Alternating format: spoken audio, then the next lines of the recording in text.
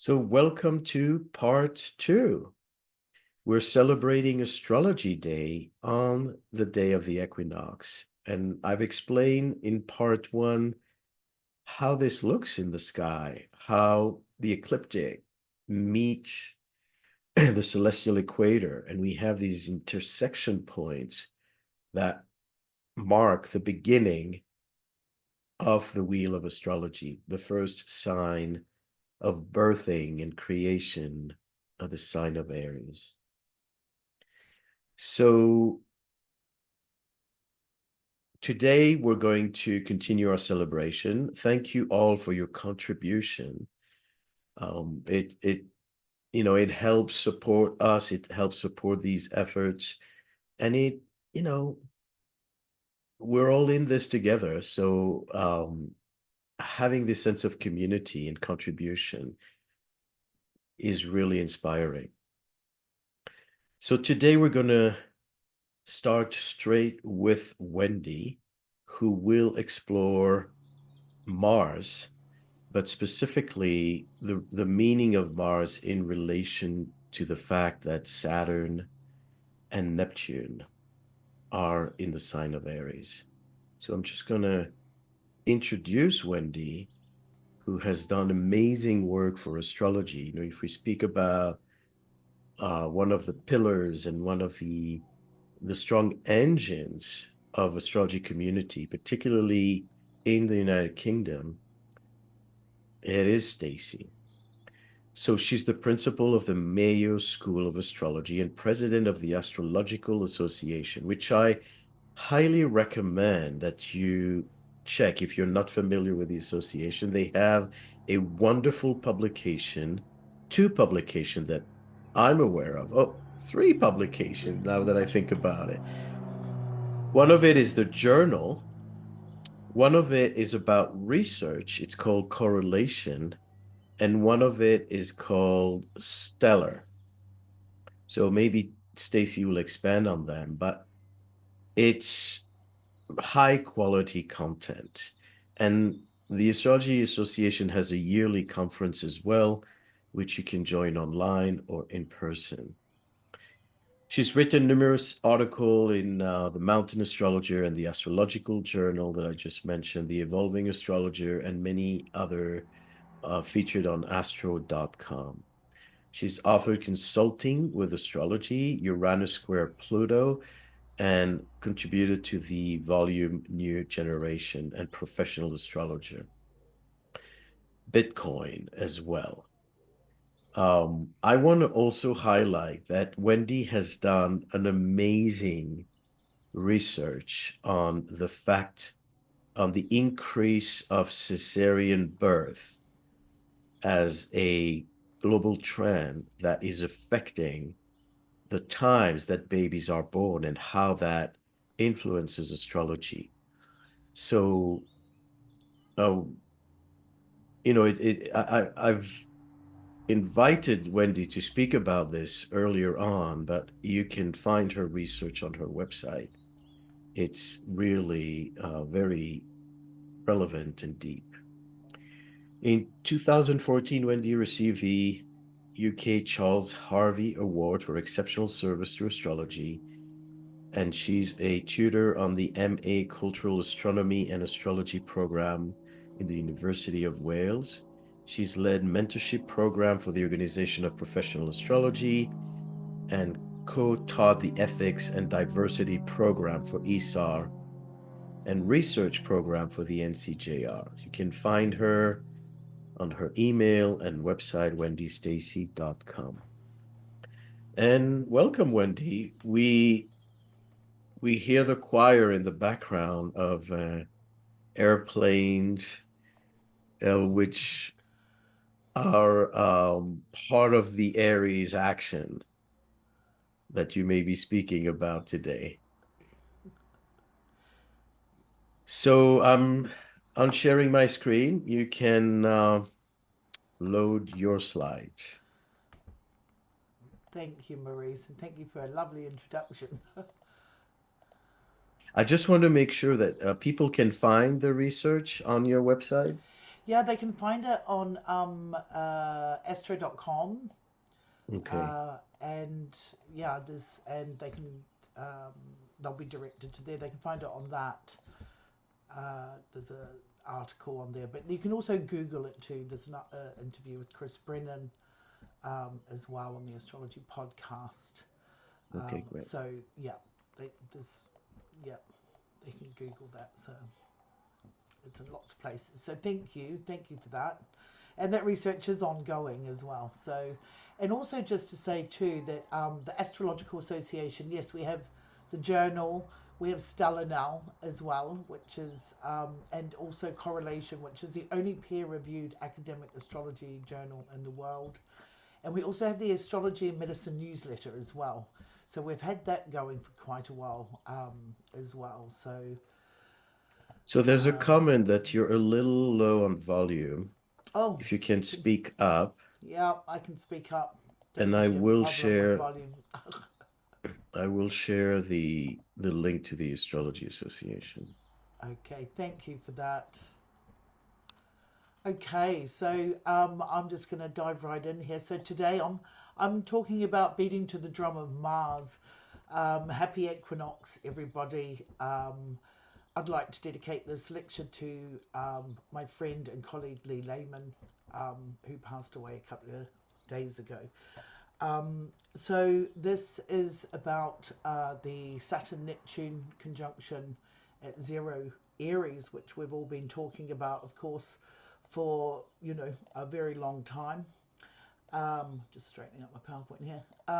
So really, what I'm looking at is how when Saturn and Neptune came to conjoin last month, or only 3 weeks ago, it's now emphasized by the Aries ingress, which is at that same point.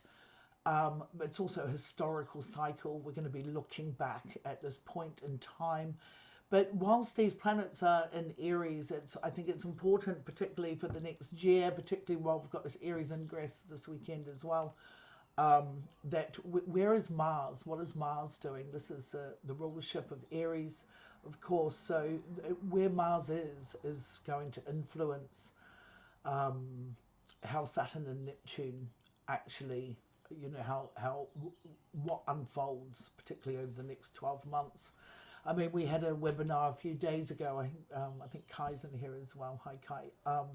Where someone was saying that there's so many planets been in Pisces and Aries, and we've got a huge lineup, of course, 6 planets in Aries for the ingress, and people were saying that the oceans are on fire, all these oil, everything is on. There's the whole Pisces Aries stuff. The world's on fire in a way, the seas are on fire, and waterways are blocked and things like that. So this is sort of what you can expect with all this sort of Pisces Aries energy, and particularly with Saturn conjoined to Neptune. Um, so this is the chart set for Washington, DC, and this is the chart, how that Saturn Neptune looks for the United States. Um, and of course, what's so relevant here is that Mars sits on the midheaven at 22, so it's a couple of degrees away from the midheaven here. But here it denotes quite a braveness. It is a mutual reception with Saturn, of course, as well, with Saturn in Aries, Mars in Aquarius. But there's also sort of a sense of rebellion here. This is for America really only, even though this is sort of global as well. As it's set for America, Mars being on the midheaven is going to be poignant in how things move forward. The only sort of aspects it makes is a building sextile to Chiron, and a square to Uranus and Taurus. Um, and important to note, on the 28th of February, Mars was at that last degree of Aquarius. Uh, and as before it had moved into Pisces. But what is quite relevant here, I think, is the ACG map. Excuse me, ACG map for that for the Saturn Neptune conjunction. Because here we can see the Saturn Neptune on the descendant here, that runs up right up here and touches and along the west coast of Iran and the Hormuz Strait here, just hitting um, that particular area. So the Saturn Neptune on the ascendant. So if we relocate the Saturn Neptune conjunction for Tehran, then you will have Saturn Neptune sitting on the exact ascendant. And of course, speaking of the dispositor of these planets, which is Mars in Aries, you can see that Mars in Aries here um, is straight down here through Washington. So these are quite telling maps when we're looking at, you know, how that may play out. It's very simple here. This is very, you know, just really straightforward ACG. So you know, this is uh, predictable, and it will be interesting going back in history, looking at this particular map, and also the, you know, the lunar lunation that preceded this particular equinox as well at 28 Pisces is also very important in how that's going to um, in terms of waterways, in terms of oil and that sort of thing that that will continue to which is sort of dominating world economy at the moment. So this is so what we're looking at is tracking Mars over the next year until really the next equinox. But whilst that Saturn Neptune is in Aries. And what is really very important is the Saturn Neptune, Saturn Mars. Oops, sorry, I need to grab that. Mars, the annotation's not working, sorry. I'll try the arrow. Here we go. So Mars conjoins Neptune at 2 degrees of Aries on the 13th of April. And then this is followed by Saturn conjoined to Mars conjoined to Saturn on the 19th. So at 7 degrees. So what we have between the 13th and the 19th of April is Mars sandwiched between this Saturn Neptune and between 2 and 7 degrees of Aries. So anywhere really in the world that's got any particular degrees of that in your own personal charts, it's also relevant as well. Any particular national leaders, um, this is going to perhaps be a bit of a game changer for what is going on. The thing about Saturn Neptune in Aries, and you know, people talking about the war and the timing of the war has become, you know, a really important discussion point. You know, how long, you know, first hour, it's going to be a couple of days, is it going to be a week, is it going to drag on for 6 weeks? There's been a lot of different communications on time.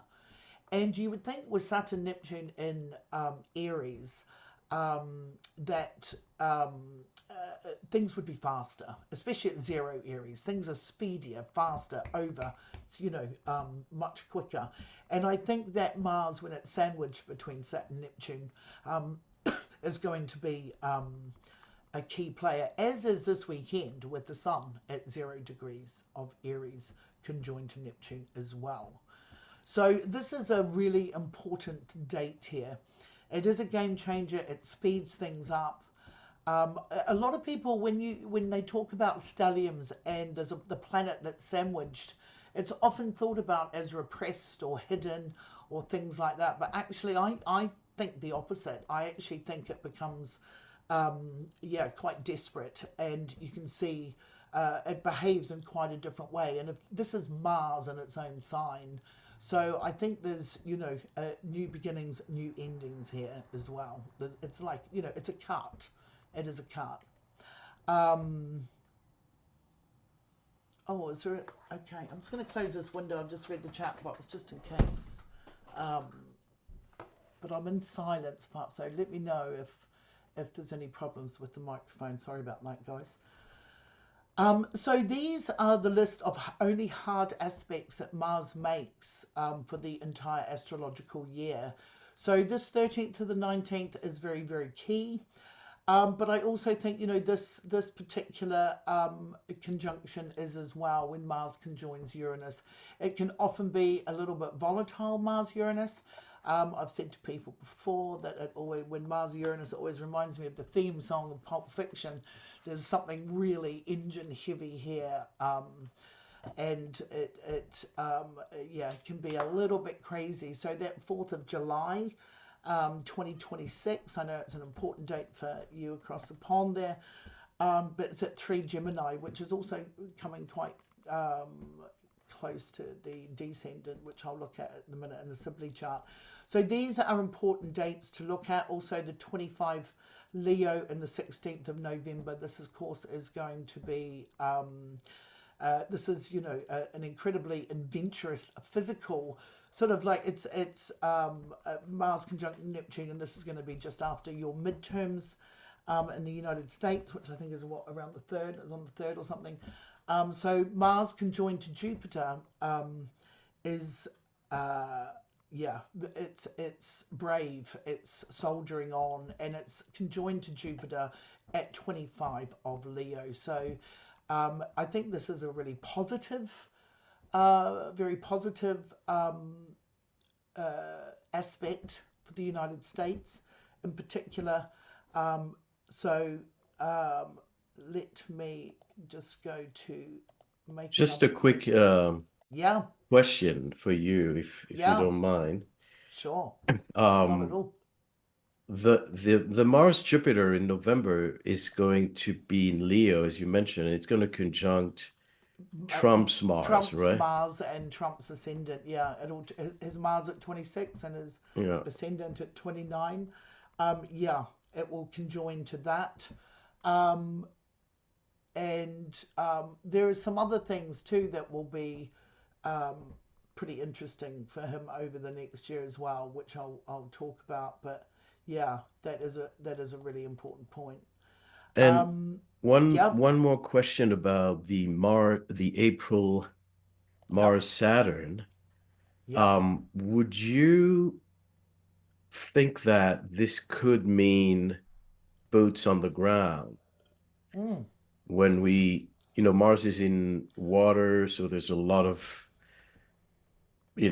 boats and seas on fire, but will Mars in Aries, you think, bring boots on the ground? Or I'm not sure that's the case. There's not a huge amount of Earth.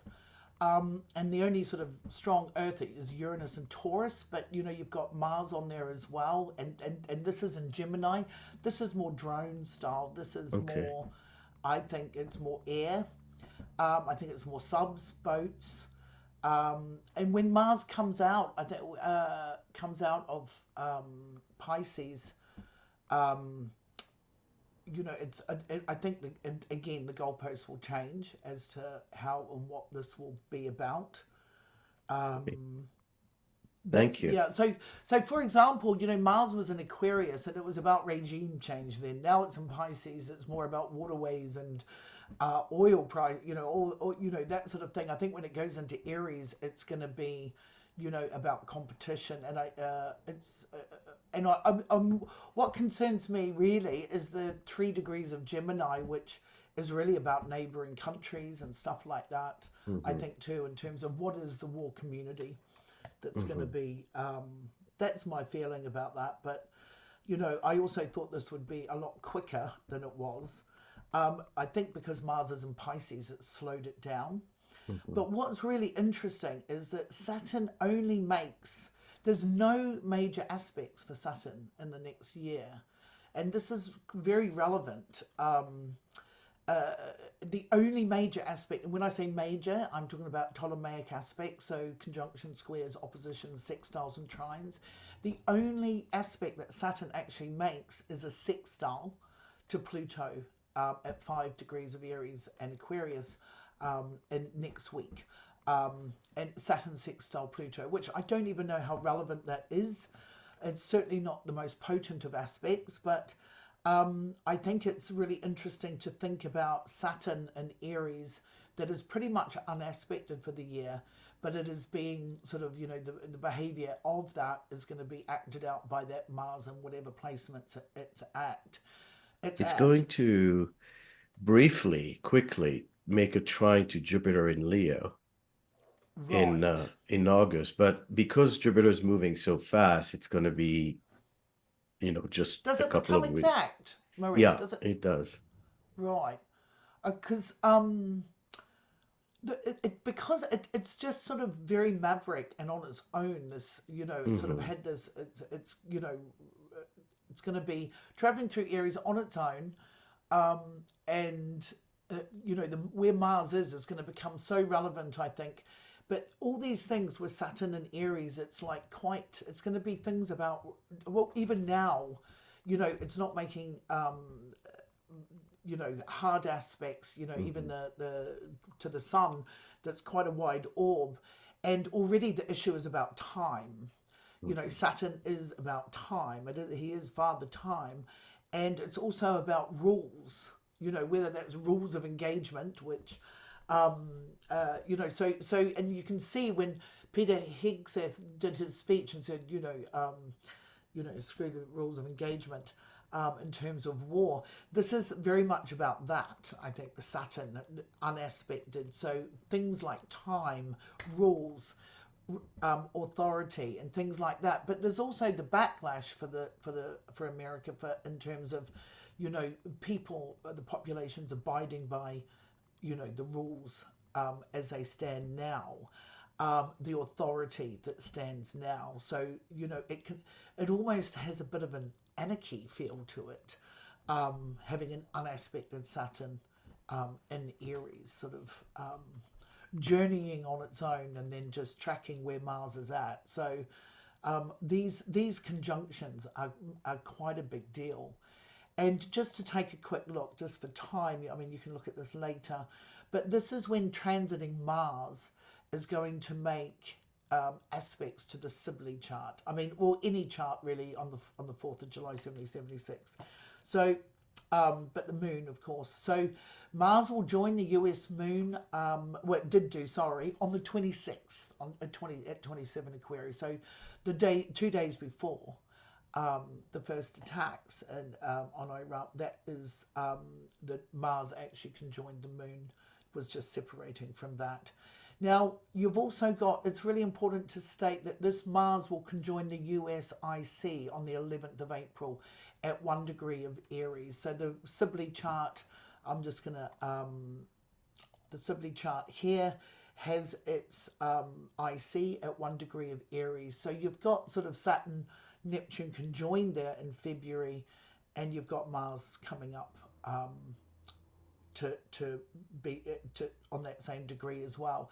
It's important to say that this is so Saturn and Neptune. This is such a historical cycle at 0 Aries, hitting the Sibley IC. Of course, this is to do with ice, homeland security, anything that's guarding the gates. Um, and so when Mars comes on there, this is going to bring this up as well.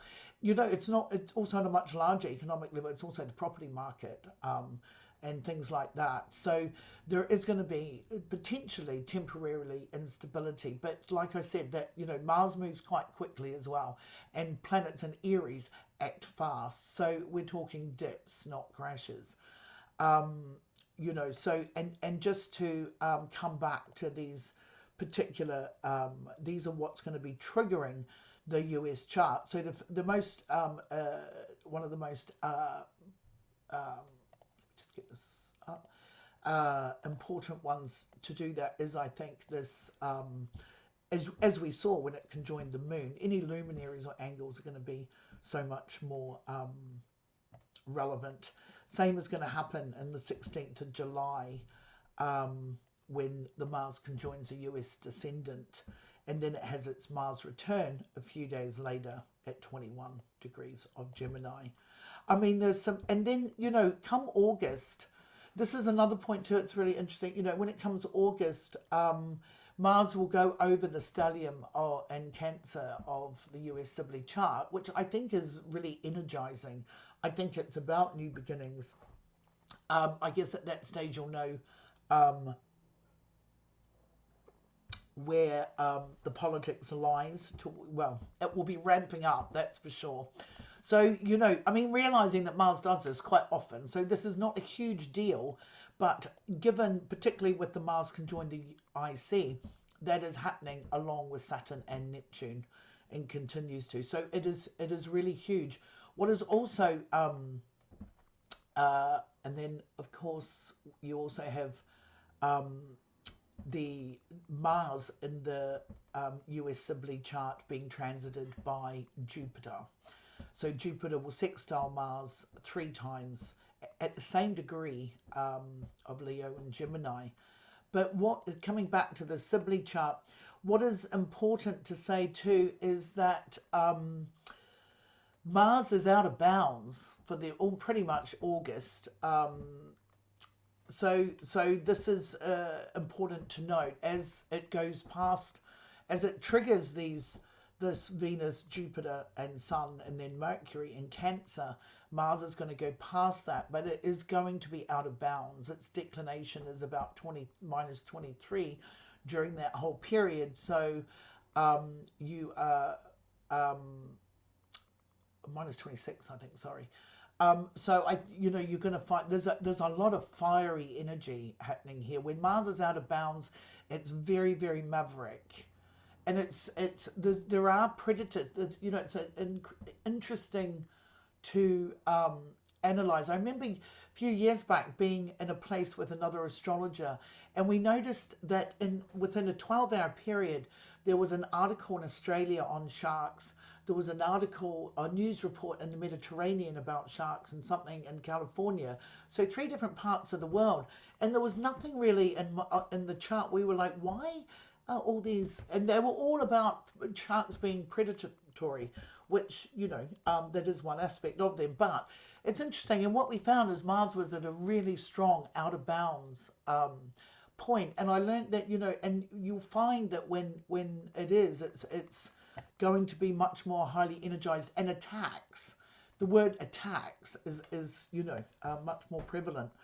Um, so also, in May, Pluto goes retrograde as well at 5 degrees of Aquarius, which is quite, oh, the nodes haven't come up. Oh, yeah, which is very close to the south node here. And in June, Pluto will also go out of bounds as well. There's many other things. I realize I'm running out of time. Just to say that at the end of June, Mercury goes retrograde at 26 Cancer, and Donald Trump's Venus is at 25 as well. So Mercury will go retrograde on that end of June. So tying that back to the Mars transits as well. Um,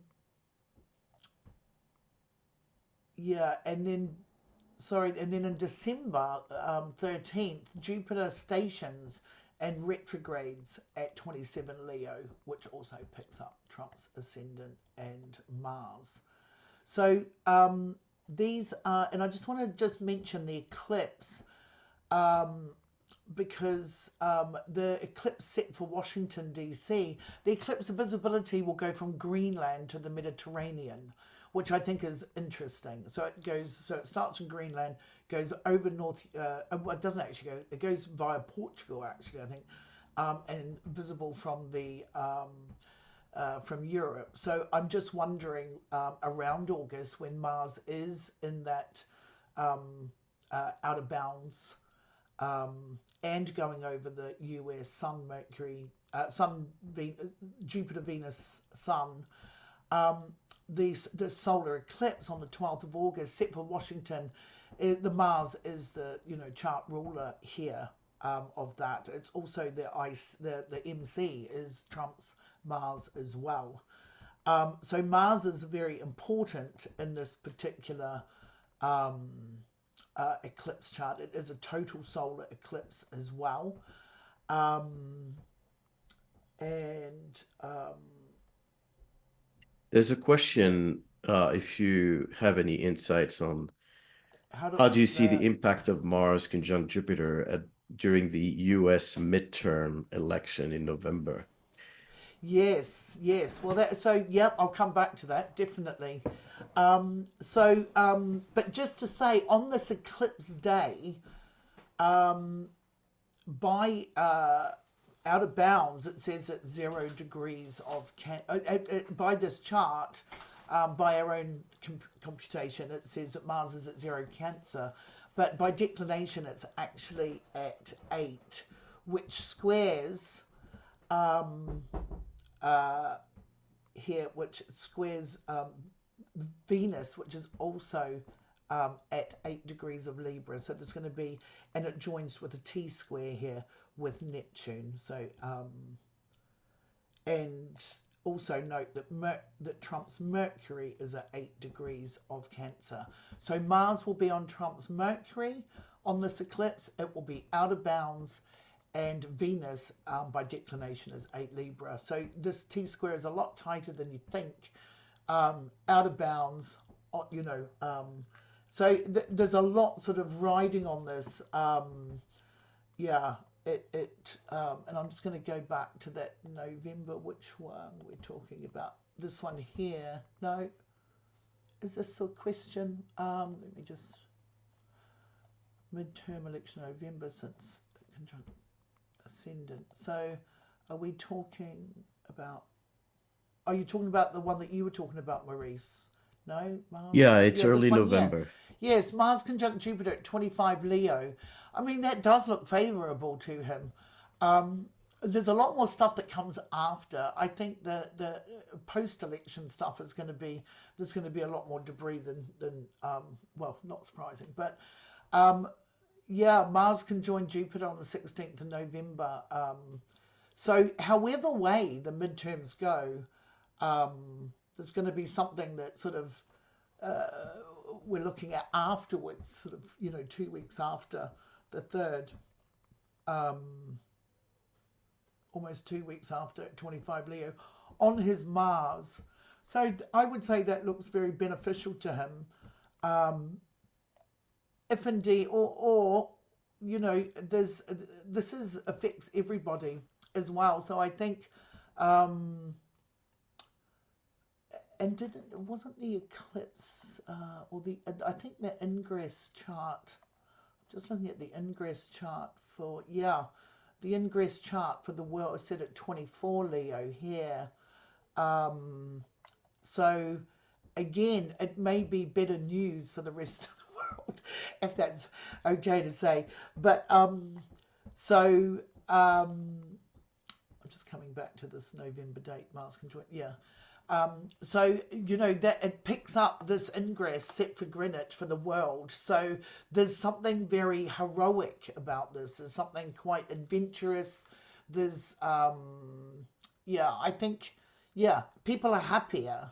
People are happier and they're braver and they this is not sort of Uranian stuff. Although that comes a couple of weeks later, but it's not as strong as that 25 Leo Mars Jupiter. Um, yeah. So, and we all know that transits to Trump's charts doesn't really mean much. I mean, there's been so much that has happened um, that he tends to get past.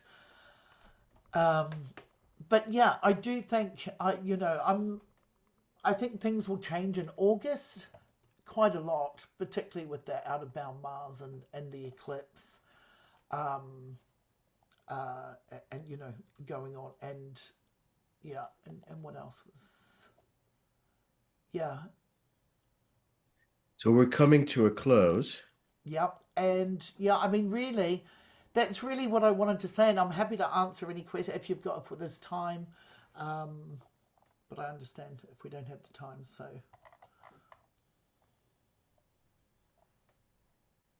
So would you say on a personal level that, we spoke about the global themes, and I, I am totally with you that tracking Mars will inform us so much about what's going on with Saturn, Neptune.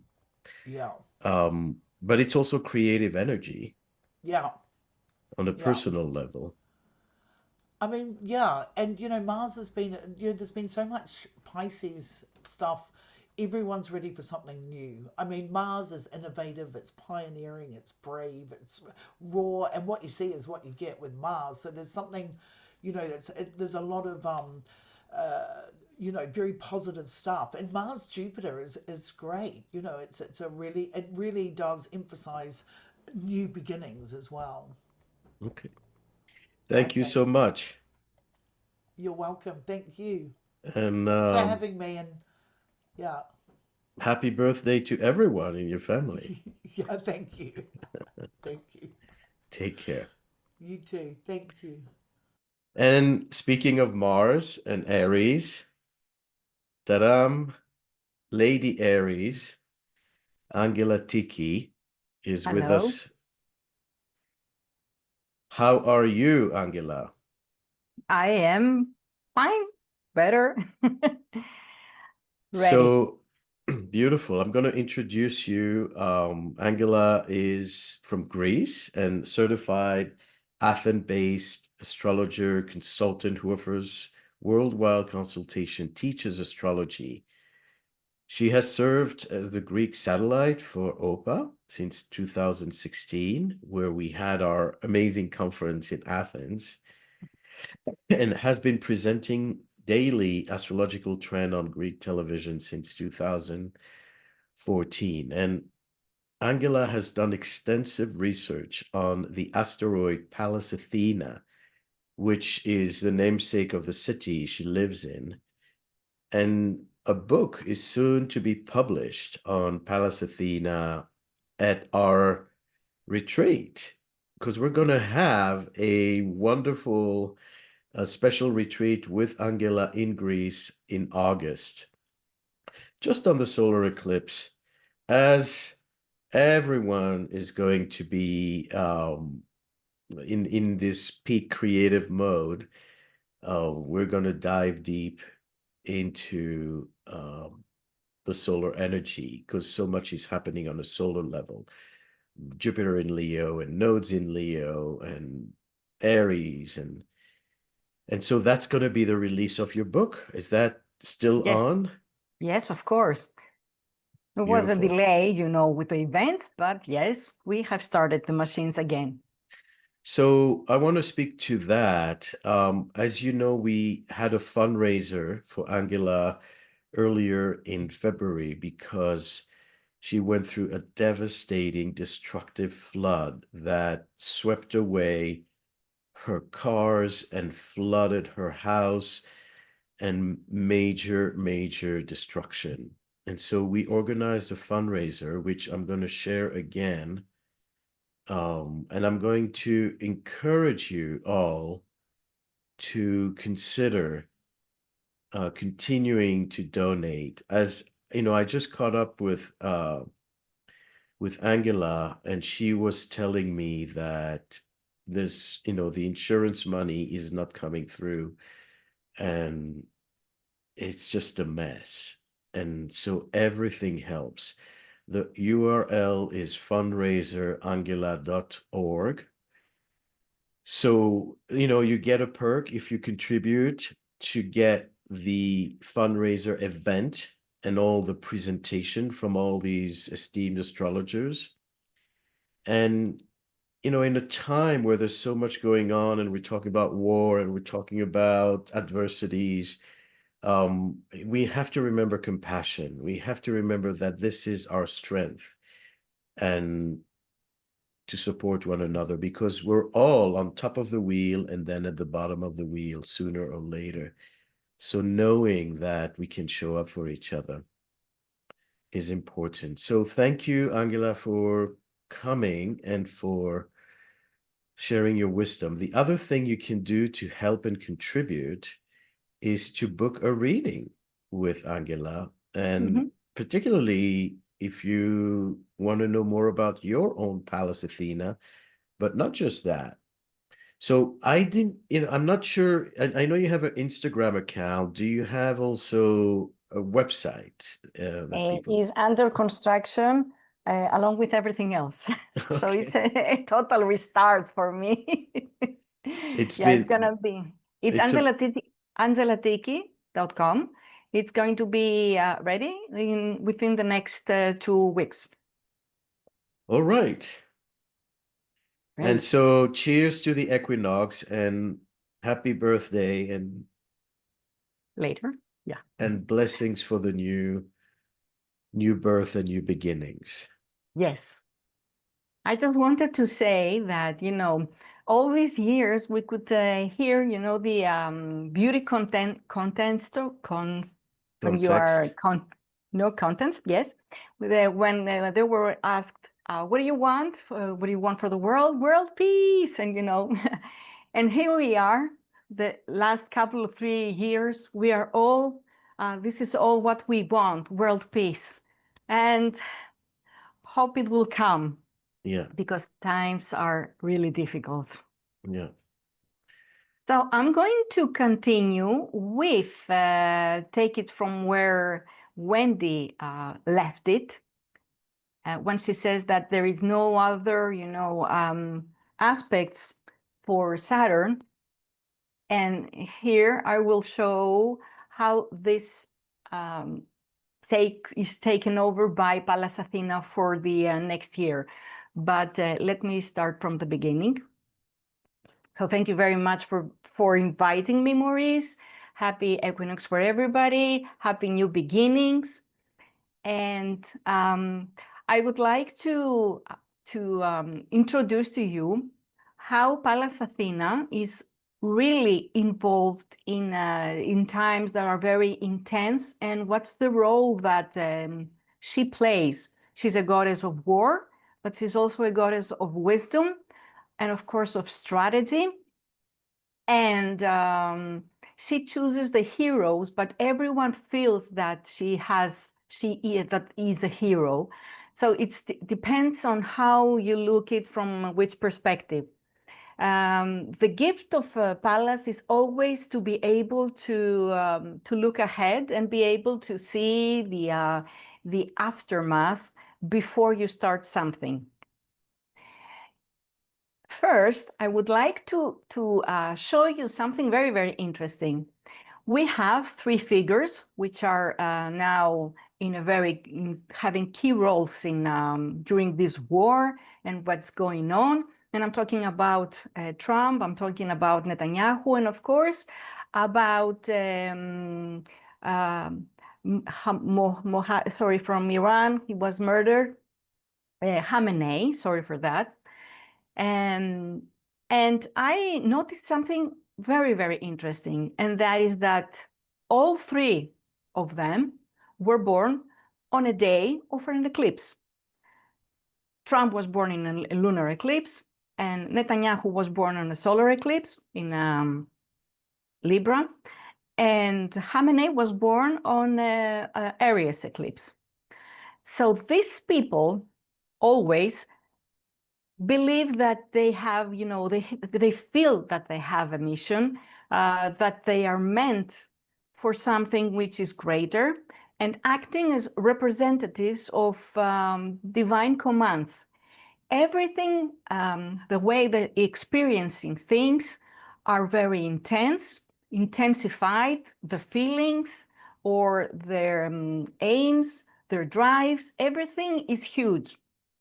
And maybe, they're coming from a different gate, so they surely play a very important role in this world, and maybe what's the plan?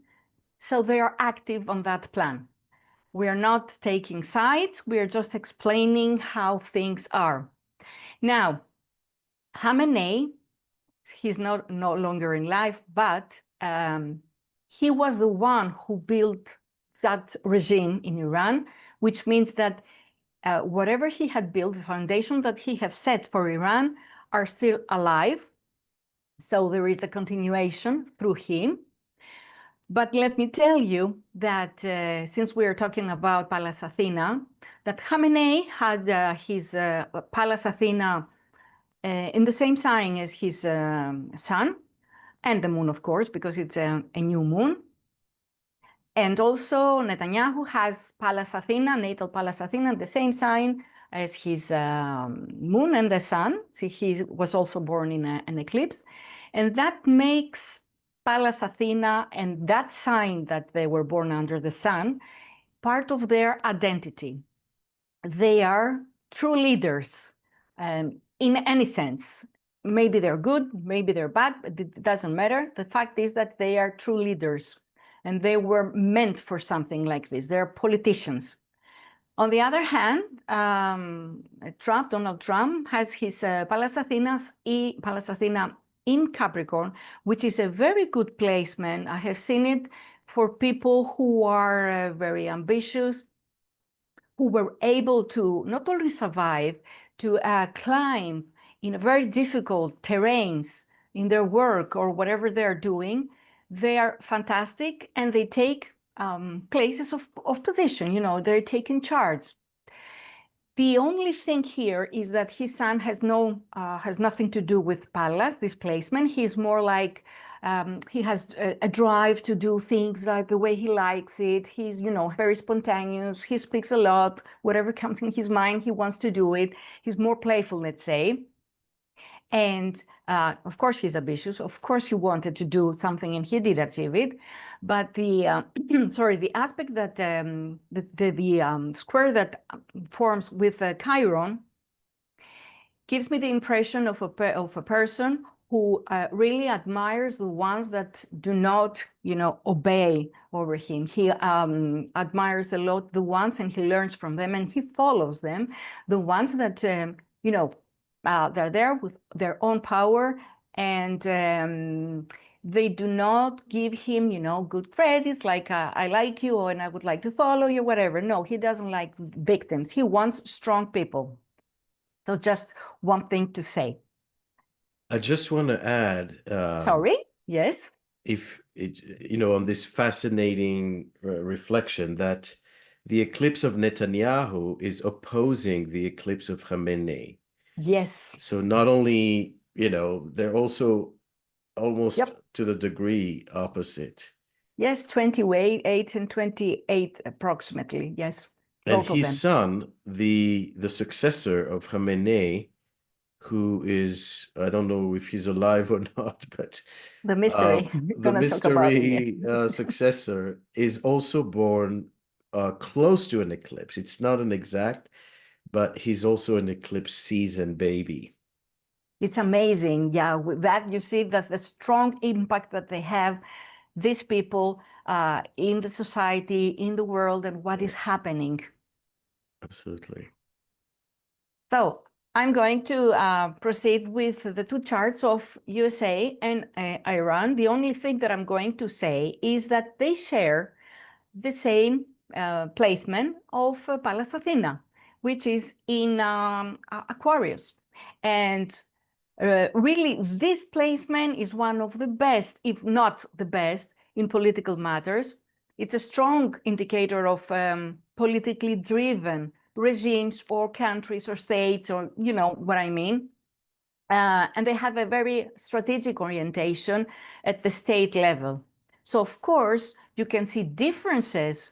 I mean, one might be more democratic, let's say, or more free, they have freedom, and the other one is not. But that's not what we are counting right now. It's how they are able to create a state that has a strong foundation on the politics.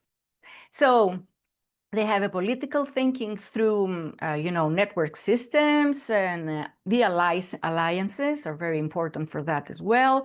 Strategic use of the collective narratives, which means that they can use the collective to say the things that they want to say and persuade their own people, basically.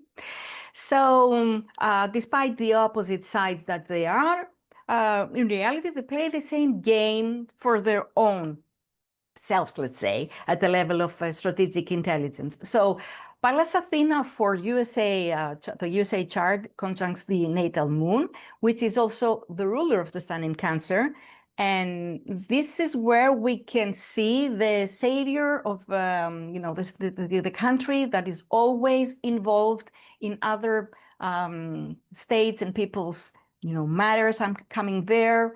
I'm going to save you. I know the solution. I know how to do it. And this is the way, of course, can persuade people, but people are always involved in the decisions of the USA. And that's why I said about the narrative. And they have the tendency, whenever things are not, well, they just leave. I have done my duty, or what the purpose was. Pallas has always a purpose. There is also a strategy, always thinking why they're doing that. Okay. And so they're leaving because they are more interested in the inside internal balance, not the outside world. Mostly everything is happening for their own country. Now, on the other side, again, Iran has Pallas in Aquarius, and we said it's a very strong one, which is in the 7th house. And somebody would say, well, that could give good alliances. Well, it's choosing the alliances. And it's also squaring the ruler of Aquarius, which is Uranus, in the 4th house, and it's in Scorpio. And here is when we can see all this secrecy that exists in the country. I mean, I will give you only what I want you to know. Also, there is a very strong repression. One could expect to be very open and liberal, and all this freedom that it could promise, but actually what it shows is that thirst that people want to have, and that's freedom, to be more not to be repressed. Another side of the coin here has to do with the politics, the people in the politics, in the leaders. Uranus in the 4th house, and also Scorpio, and all the 8th house, packed 8th house, and the ruler of the sun is in the 8th house, Mars. A lot of money hidden. There is a wealth, big wealth. So, as we know, there was an eclipse, a solar eclipse of February 17, which was a 28th of Aquarius, square to Uranus. And that was a very triggering point for, strategic crossroads. And that eclipse activated Mars in Leo of Trump, Netanyahu, and Israel. But also, as we saw, it also activated the natal palace of USA. And of course, on the moon as well. But Uranus is squaring that. So, well, politics do want that. But is it something that the interior of the of USA wants what it is? Well, do they understand what is happening? It was a shock, right? But you see how everything is connected. I mean, and Trump, and Netanyahu, and Israel, and USA. So altogether, they were activated by this eclipse. Now, we can see, however, that Pallas conjuncts Venus and also the nodes, so they're together. To be honest, Pallas and Venus, they're not working very well together. I mean, it was something similar we had when we had the elections, and it wasn't very beneficial, at least for a female figure in the elections of the USA last time. Anyway, so this, if you say that it's a very important strategic crossroad, what does it have to, what does it tell you to pay attention to as Pallas? Please look ahead. It tests the alliances and the relationships. Of course, it was tested and there were breaks, peace, and the economic shifts and challenges. As Venus is not only for relationship, it's also for money. So the action, the sudden action, is there a purpose for which will benefit all parts, or it will be damaging? Well, next eclipse, which was the lunar eclipse, March the 3rd, in the axis of Virgo and Pisces, was in conjunction with Pallas in Pisces as well. I want to say and remind you that in this axis, all the eclipses were lunar, except from the 1 September last degree of Virgo. So for this axis, everything has to do with if there is a stability or not, or things, are trembling. What are the losses? So as we said, there was a need for strategic foresight. Here we see it. Pallas tells the sun, look, what are you doing? And Virgo is a sign which has a lot to do with strategy. But was it well prepared? The thing is that also I have seen Pallas being involved in deaths a lot of times.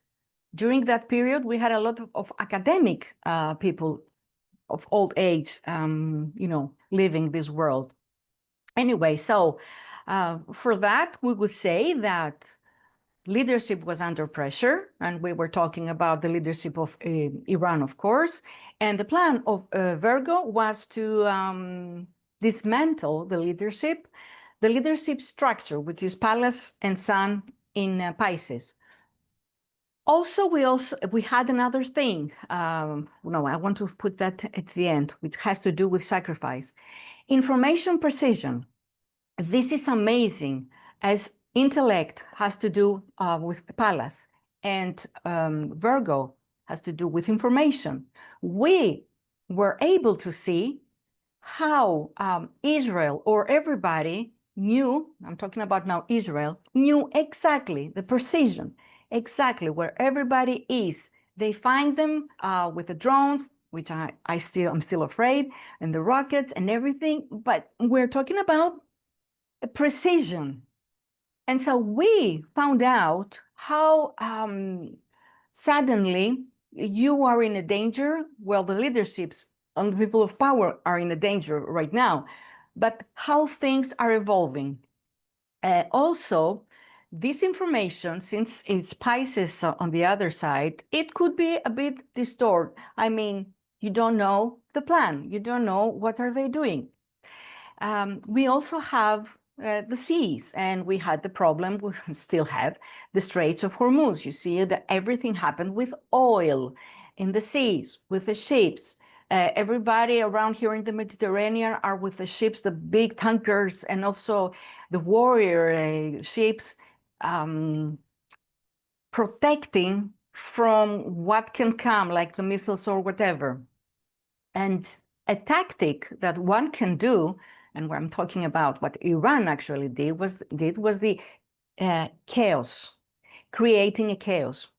So was also revealed, Dubai, Qatar, everything, which all this is patient, wealth, and see the image and see how people are living there, like the dream or whatever, how vulnerable it actually was, how everything was built on sand in reality, literally. There was an appeal to emotion because, Trump was expecting people to go out on the streets and, help in the fall of the regime. But also the spillover risk, which still exists, like everybody, let's go all together. So in reality, there is a problem between the perception versus the reality. The underestimation, which really happened right here, the underestimation, I mean that one could not believe that there was a resistance or there are still power or whatever. The last thing that I want to say, which I as a human don't like at all, is the fact that of the sacrifice. I don't like in this war how every death is presented as a trophy. I don't know if you agree with me or not, but it's like so untouched from the emotions of seeing the hand of a person who is dead and the ring and whatever. So this is something new. I don't like it. So, okay. Now, on March 29th, which is like the next days, Mars is going to meet with Pallas in 20th degree of Pisces, again, inside the 8th house of Iran. I don't like using the triple charts, to show in presentations, because some of you might be in a tablet. But in this case, I wanted to show you that the progress moon is right on Pallas right now, over here, as you can see, which squares Uranus, and both natal and the progressed one. And also we have the nodes, which are right on Saturn. So the things are really difficult, but it's like I'm ready to die. And I'm ready also to sacrifice. And this has already started, like killing people, I mean, young people who were arrested during, what happened in end of December, early January with the protesters. So there is a strategic aggression right now. And of course, the enemies are really want to get into this country to move things much faster. And there is, of course, a resistance, but things are like escalating right now. There is a fierce commitment, to the causes, because do not forget also that Pisces has to do with my religion, has to do with my strong belief plan. And no, sorry, my belief system also. And so here we see that there are deaths. So let's hope that it will not escalate as much as we'll have a problem.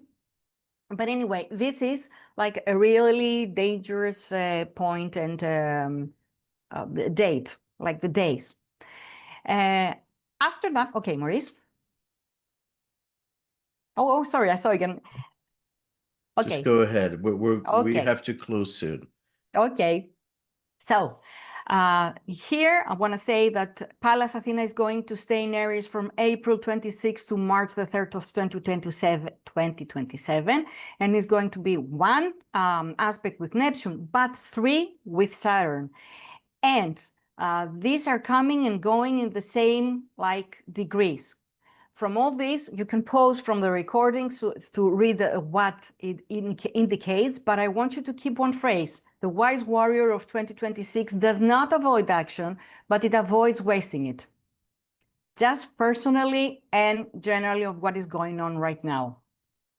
So Israel has also Pallas-Athena in Aries, and this is extremely strong for Israel. It's like, I am here and I have to survive and I have to do it on my own way. I am on my own. Everybody around me is like enemies. They want, to not kill me, to make me disappear. So I have to stay strong. Pallas-Athena for Israel is amazingly strong, as it's sextiles Uranus in Gemini, and it has one of the best intelligence agencies in the world, Mossad, we know that. Also a trine with Jupiter, the father, and a trine with Mars in Leo. So this is a very strong polity that has politics, and whatever they do, they can survive.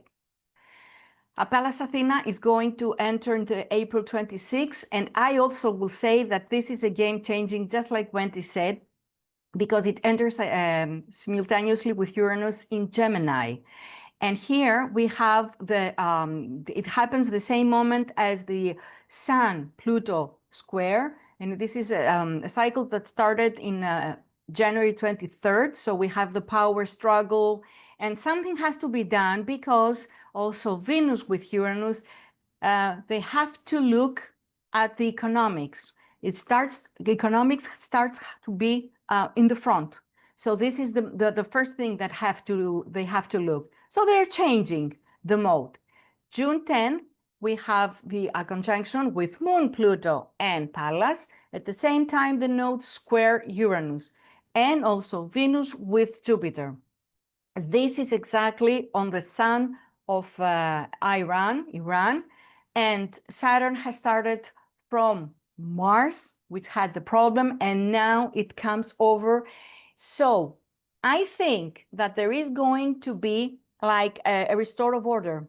They're going to be like more pragmatic. There's going to be things like slow down, try to slow down, and there are longer consequences, which means that it's not happening right now. The same Pallas also influences Iran, influences Trump, influences everybody. So what I mean is that there is a long way without finishing. While everything was in Pisces, at the end, I think Trump probably needs a bailout. Do you understand what I mean? So if nothing happens like the way they wanted until the end of April, so it's going to be more like little things, but not an aggression for the next whole year. It's coming again and again and again. It will be coming again and again and again. Because also Netanyahu is going to have Saturn. And also, I mean, Israel is going to have Saturn. Okay, so this is going to be next year. The next two, as you see, Pallas-Saturn conjunctions, which are on October, it's going to be with Venus retrograde again. There we go, have the theme of money, of economics. There is a problem. And the third and final one is going to be on January 10th of 2027. And this is the day we're going to have the opposition of Venus and Uranus and station Mars. So there are things like giving me the impression that they will try to restore the order, probably try to make a more flexible regime, but it's not going to be a reality to that, a change of regime. That's what I mean. Last time it happened, a reformer came. That was in 1997 in Iran. A reformer was not able to do many things, but Venus, Jupiter, this is where the young people actually take action. Okay, it's a shifting point. Am I on time? Because I had to run at the end. Thank you. Are there any questions? A lot to absorb, and I think to revisit, because I mean, what I want to say from my experience is that you cannot overlook the influence of Pallas and the main asteroids and the dwarf planet series. They are so central to what is going on. And if we don't use them, we are missing something, very important information. And we see how, the eclipse was right on Pallas, and it's in Pisces, and all this is about oil and, and war in the Middle East. So many astrologers saw the writing on the wall. The question is always for us, if we have this information, can we help prevent war, right?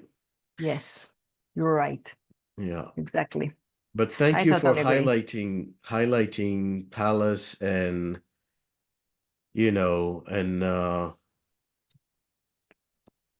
and seeing how important, how strategic, how powerful she's located on all the angles, the angles of Iran, the angles of Israel. It's just, if you don't see that, you're missing a big piece of the puzzle. I totally agree. Thank you. Thank you, Angela, and all the best. As Pallas moves into Aries, may she bring resurrection. We will be like that in Amorgos. Yes. Blessings. Thank you. Merryman, Cassels, welcome from North Carolina, originally your hometown, and then now I'm just going to introduce you before you share your screen. I'm going to share my slide. Just a moment here. So Merryman is my neighbor in Sedona. She's originally from North Carolina, and from what I can share is one of the eclectic people I've met, and such a vibrant energy of creation, of enthusiasm, and multiplicity. So she's an astrologer, she's an Akashic record guide, she's a dream facilitator who weaves celestial with the mundane, exploring crossroads of mysticism, theology, and sacred sciences. And all this is as it is written. She's going deep into all these different themes and weaves them together as only a Virgo can. Her teaching draws from the ancient bee mysteries and feminine shamanic lineage of Europe, where spirituality, ecology meet in living conversation. A certified beekeeper and Kundalini yoga practitioner, she brings play, positive poetry, art, embodiment into her program, inviting students to experience the sacred as something both intimate and vast. So Merryman has a new app. She's going to update us if it's out or where it's at. It's named Exa, and she pioneers a digital hive for modern astrologers, mystics, and dreamers to explore the prophetic intelligence of the cosmos in everyday life. Lives and teaches in Sedona, and you can check her website, merrymancassels.com. Welcome. Thank you, Maurice. Now I can pull it up. Thank you so much. And certainly, I feel the oracles are all here right now speaking, speaking and their prophetic voices so beautifully. Thank you to everyone who has spoken and to everyone who's here, and Maurice for this opportunity. Again, I'm Merryman Cassels, and today I'm going to be sharing about the honey and the sting, the oracle's gift at the equinox. And so, of course, you know, if you go to Delphi or read about it, there are 147 maxims that surrounded the facility. But, you know thyself is the primary one that we hear. And this is what the oracle helps us to do.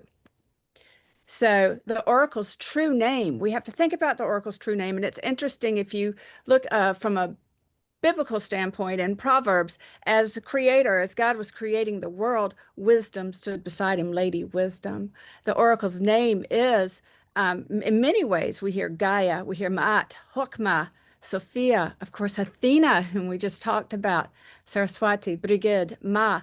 There's so many different names for the oracle, but we see she rises from the earth. Of course, the first oracle was Gaia. And when there are times of chaos, and we heard this before with Angela, when there are times of chaos, that's where we're in. The oracle returns. The oracle was born of chaos when the world was created. She is the primordial mother. She is, of course, the living earth. And what I think is so fascinating is Porphyry wrote about the oracle or about the caves. And so much of the the body of the earth and the caves, the chthonic wisdom was drawn from within these sacred spaces of the earth. And Porphyry wrote about the cave being the place where the souls come to the earth and where they leave. And so this is a very interesting, idea that they come through Cancer and leave through Capricorn, the soul. And so also part of the worship of old was in these caves and believing that chthonic, the dark, the underground, the fertile, the womb space of the earth is where the serpent lived, the life force. And when we think about the earth or the womb or the cave, it's very much like a beehive. So in days of old, the worship was honored through ritual, sanctity, true, deep, sacred connection with the earth, and ceremony, really creating the container around this relationship. and very dear to my own heart. The bees first came to me 24 years ago with my first meeting of the hive, and I became a certified beekeeper soon thereafter. And I've been living in that hum, in that wisdom of the hive. And so, from her came the Melissae. And the Melissa actually means bee in Greece. So I'm back in Greece with Angela right now.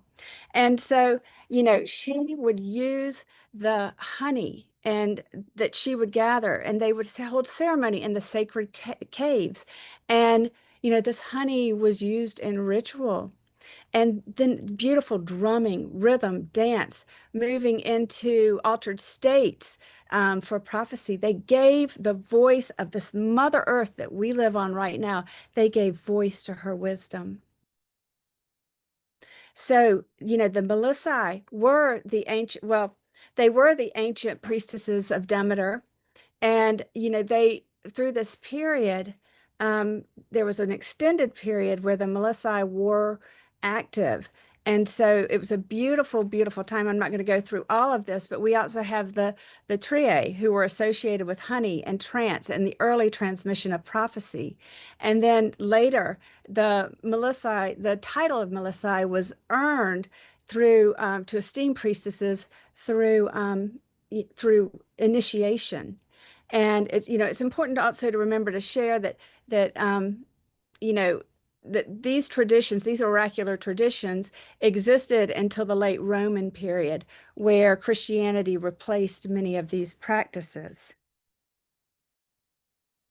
And much of my work has centered around, oh gosh, it's stuck. Come on. Okay. So much of my work is centered around the wisdom of both the serpent and the bee.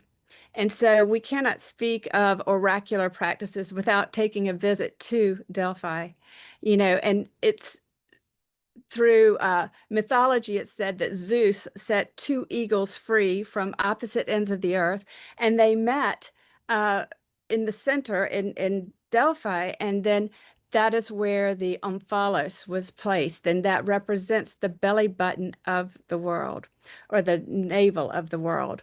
And so the priestesses who would work, the Pythia, who were carrying it, also back up for a moment, when Apollo slayed the serpent Python, he then took the oracle for himself. And quite frequently people will look at this and say, oh my gosh, that was the masculine taking over, but it actually brought form and structure to the oracular practice. And we have to look at it that way.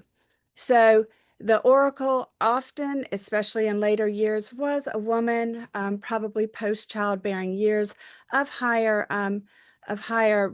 class, who would be of service, completely of service. And again, that is using the wisdom of this womb space, which is really our first brain. It knows how to create. And speak. She would enter a trance sitting above a fissure with ethylene gas that came up.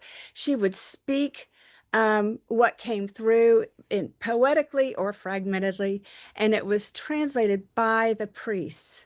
And these were traditions that existed, and we've forgotten many of these traditions. There are other oracles across cultures. Of course, we have the Egypt, the Hebrew traditions, Celtic traditions, Slavic. Yesterday, we hit on some Nordic traditions, indigenous traditions worldwide. Many, many more than I listed here, but realizing that they all go back to the same things, frequently dream work, that there is some type of, there are festivals that are associated with them.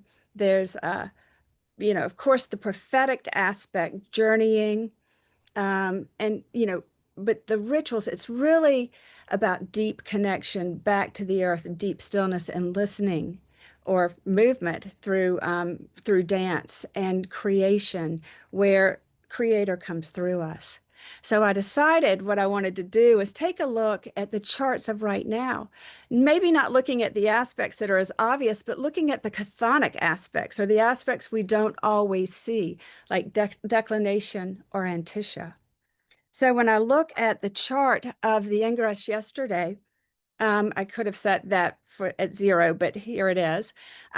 I was fascinated to notice, of course, we've been watching the sun or we've been watching Neptune and Saturn at the world point in Aries, seeing the sun actually there yesterday.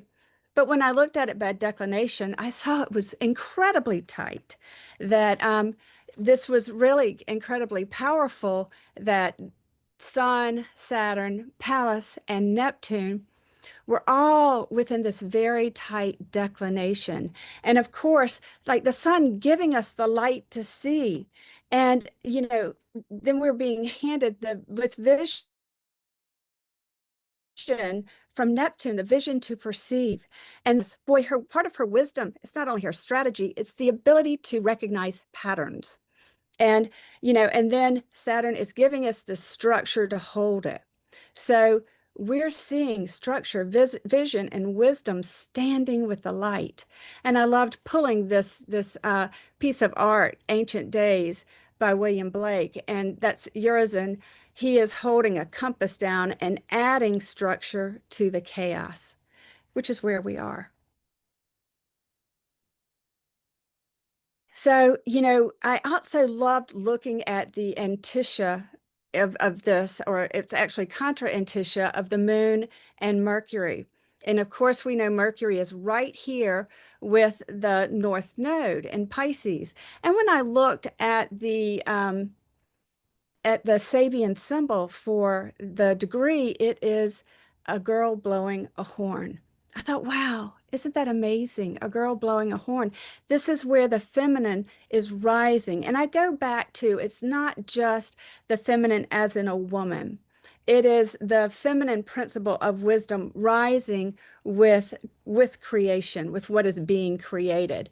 And hopefully this will show up in beautiful ways as we get more into our bodies and more present with what is actually right here. Of course, the moon here is contra antitia Mercury, that mirroring across the heavens, and I see the moon like the Pythia, the receptive vessel of deep intuition, and there she sits 3 degrees from Venus. And so again, this is women to me. This is women really waking up to this first. And yet Mercury is like the priests who interpret. They translate from between the realms. So giving a true voice to wisdom, to being steady, to seeing the patterns and sharing the patterns, as each of these astrologers has so beautifully demonstrated. So I consider this to be the oracle really awakening. And, as I will go back as well and just touch very quickly on the fact that, that a lot of the creativity of self-expression brings forth wisdom as well. So when we're in very deeply creative spaces, it is very, very powerful. And that is in terms of art, beauty, poetry, expressing ourselves, being heard, and witnessing each other for the beauty that we bring forward as human beings, not just the differences that we have. And so, by declination, I see Mars and Mercury, and this, of course, it is our mind and action. It is language and force of language, messages with impact. I know we can go to the negative, we can go to the positive, but, messages with deep, deep impact. And, when we listen to our pattern interpreters, those who are listening to the earth, those who are bringing steadiness. This interpretation, hopefully Mars can bring us a sense of ignition with this. And so, it's beautiful that our messages, and we have Mercury also conjunct the North Node, which we cannot stress enough with this chart. Our language, this is our destiny. Our language is pulled forward for us. And, we don't even really have to do anything except for be willing to surrender that there are great forces at work for us in the world. And I found it interesting with Mars trine Jupiter, this is actual, that recently, of course, Jupiter was exactly on Sirius, and Sirius is associated in Egypt. The heliacal rise of Sirius is associated with the flooding of the Nile, the lands becoming fertile, this beautiful feminine image of the land becoming fertile and a sense of renewal. And this is a very positive way of looking at astrology that can also be quite difficult, but everything has a lower octave and a higher octave, and it's our goal to live and strive to live in this higher octave. And I just love the artwork, the Spranger piece with Hermes and Athena together. I did want to take a look at Uranus as he ingresses into Gemini. Here, I believe, is really where the oracle rises. She's really rising. She is separating from Uranus right now, but we have to remember as she goes over Uranus in Taurus, that she will receive this transmission. It may be like a sudden sort of awakening, a sudden sort of or realization within our own physical bodies that this wisdom, like the Wizard of Oz said, the wisdom is it's always been in you, Dorothy. We've always had it in us. And so this time when Venus goes over Uranus before Gemini is, I think, an initiation. And it is, truly, this is the chthonic, this is the cave, it is the space of transformation. I also think it's interesting that Uranus is Gaia's son and husband, but, in mythology. So it's very fascinating that as Uranus is in Earth, there's this transmission taking place to Venus. And, in this chart by the house, it's the 8th house, but that does bring the depth, the cave of initiation. And by declination, Venus is aligned with the MC. And we also see Jupiter right up there. And so this is the truth that the feminine has received, or this wisdom, feminine principle, has received the transmission from Uranus. So what has been rooted below is heard from above. I also did note that the moon at this chart is on the fixed star Regulus, where the mother is crowned. But, talking about this point right here, where Uranus ingresses in and Venus is separating. Here she is taking this knowledge. And I think about what could that look like? Well, I think it could absolutely look like, just giving ourselves away to things like AI and just giving ourselves away. I can't find the words for it right now, but it's just, we do not want to just submit to that. But I believe also very strongly it's important to learn how to ride the pony if you want to break the pony.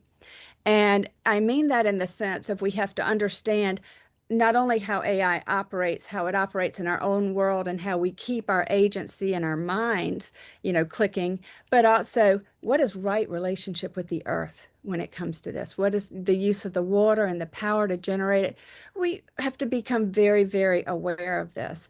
When we see this Uranus-Venus here and we think about the oracle rising in each of us, I think of the beehive again. I think of the hive where it's so magnificent. The hive is like a womb, and the bees, each bee has its job, and sometimes she's a funeral bee, sometimes she's a nursery bee, sometimes she's a worker bee, some tend the queens. Everybody's doing their job in a very sort of crowded, busy place, where they're also creating magical honey, the gifts of the hive, propolis. They're creating the royal jelly to feed the queen. And, this is so magical. The gifts of the hive are so profound. And so when we think about this, the bees are also existing. This is a very bee-like frequency right here. The bees are also communicating telepathically. And we really cannot discount the potential that we may be able to cultivate this sense of telepathy amongst ourselves, this hive consciousness amongst ourselves. I hope it's not that we've given away all of our power and everything, all of our information is coming from AI and we all sound just alike.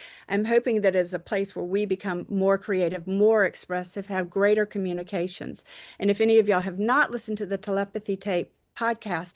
It's a very profound look at telepathy actually in action with autistic children and different people who are impacted through autism. So anyway, that's a wonderful, wonderful, wonderful podcast. I also find just the mere story that Venus was, she was sprung from the castration of her father Uranus, and so, and his seed landing on the ground. So here we see this daughter being birthed at this time in a very special way. Moving on, the Oracle awakening today. It's so important to remember that, you know, we are doing the work of the Oracle right now. We are using the tools of astrology. And I don't know an astrologer who doesn't have other practices that they combine with this, whether it is just meditation or, you know, other oracular tools that they are incorporating. But it's very, very profound to believe, to get back to that state of consciousness where we are not separate and we are not giving our authority away to some organization or person beyond us, but we are coming back into it and with radical presence. And so, you know, of course, the first place is prayer and meditation. You hear it every day of the week, blah, blah, blah, blah, blah. It works. And, you know, somatic and embedded practices are very, very powerful. Kundalini is the earth serpent. And this is calling the energy of the earth serpent up through our being, up as an informant for us, you know, strengthening our body, cleansing our body. And so, you know, also it's exercise. It's that place of just being out in nature, truly being out in nature, listening to the birds chirp, seeing the flowers, being in awe of what different landscapes have to offer us. And I believe so strongly in greater community presence. I think it's beautiful we can meet here on Zoom and beautiful that we can share our passions with one another. And I think it's beautiful to know your neighbor, to sit around a fire, to sit around a table, to break bread together. This strengthens our hive consciousness, our true awareness of the person next to us, and gives us the opportunity to truly be able to help someone else. We're right now in a big world of chaos, calling wisdom back into service, that we truly know one another and are able to step up for one another in a real embodied way. Whereas I sometimes have found myself, and maybe others have, so overwhelmed, I'm not even sure where to turn. And there are actual things I can do for somebody right beside me that shouldn't be overlooked. And then, you know, it's important to learn the Oracle's tools. That's astrology. It is getting confident working in the Akashic field. This flows through all of us. I don't own it. You know, and I can teach it and share it, but each of us, we came with this right. It is our right to know our Creator through our living being. We are the divine incarnate. So knowing this, we invite Creator to co-create with us and through us. So, you know, there are many, many tools that we use.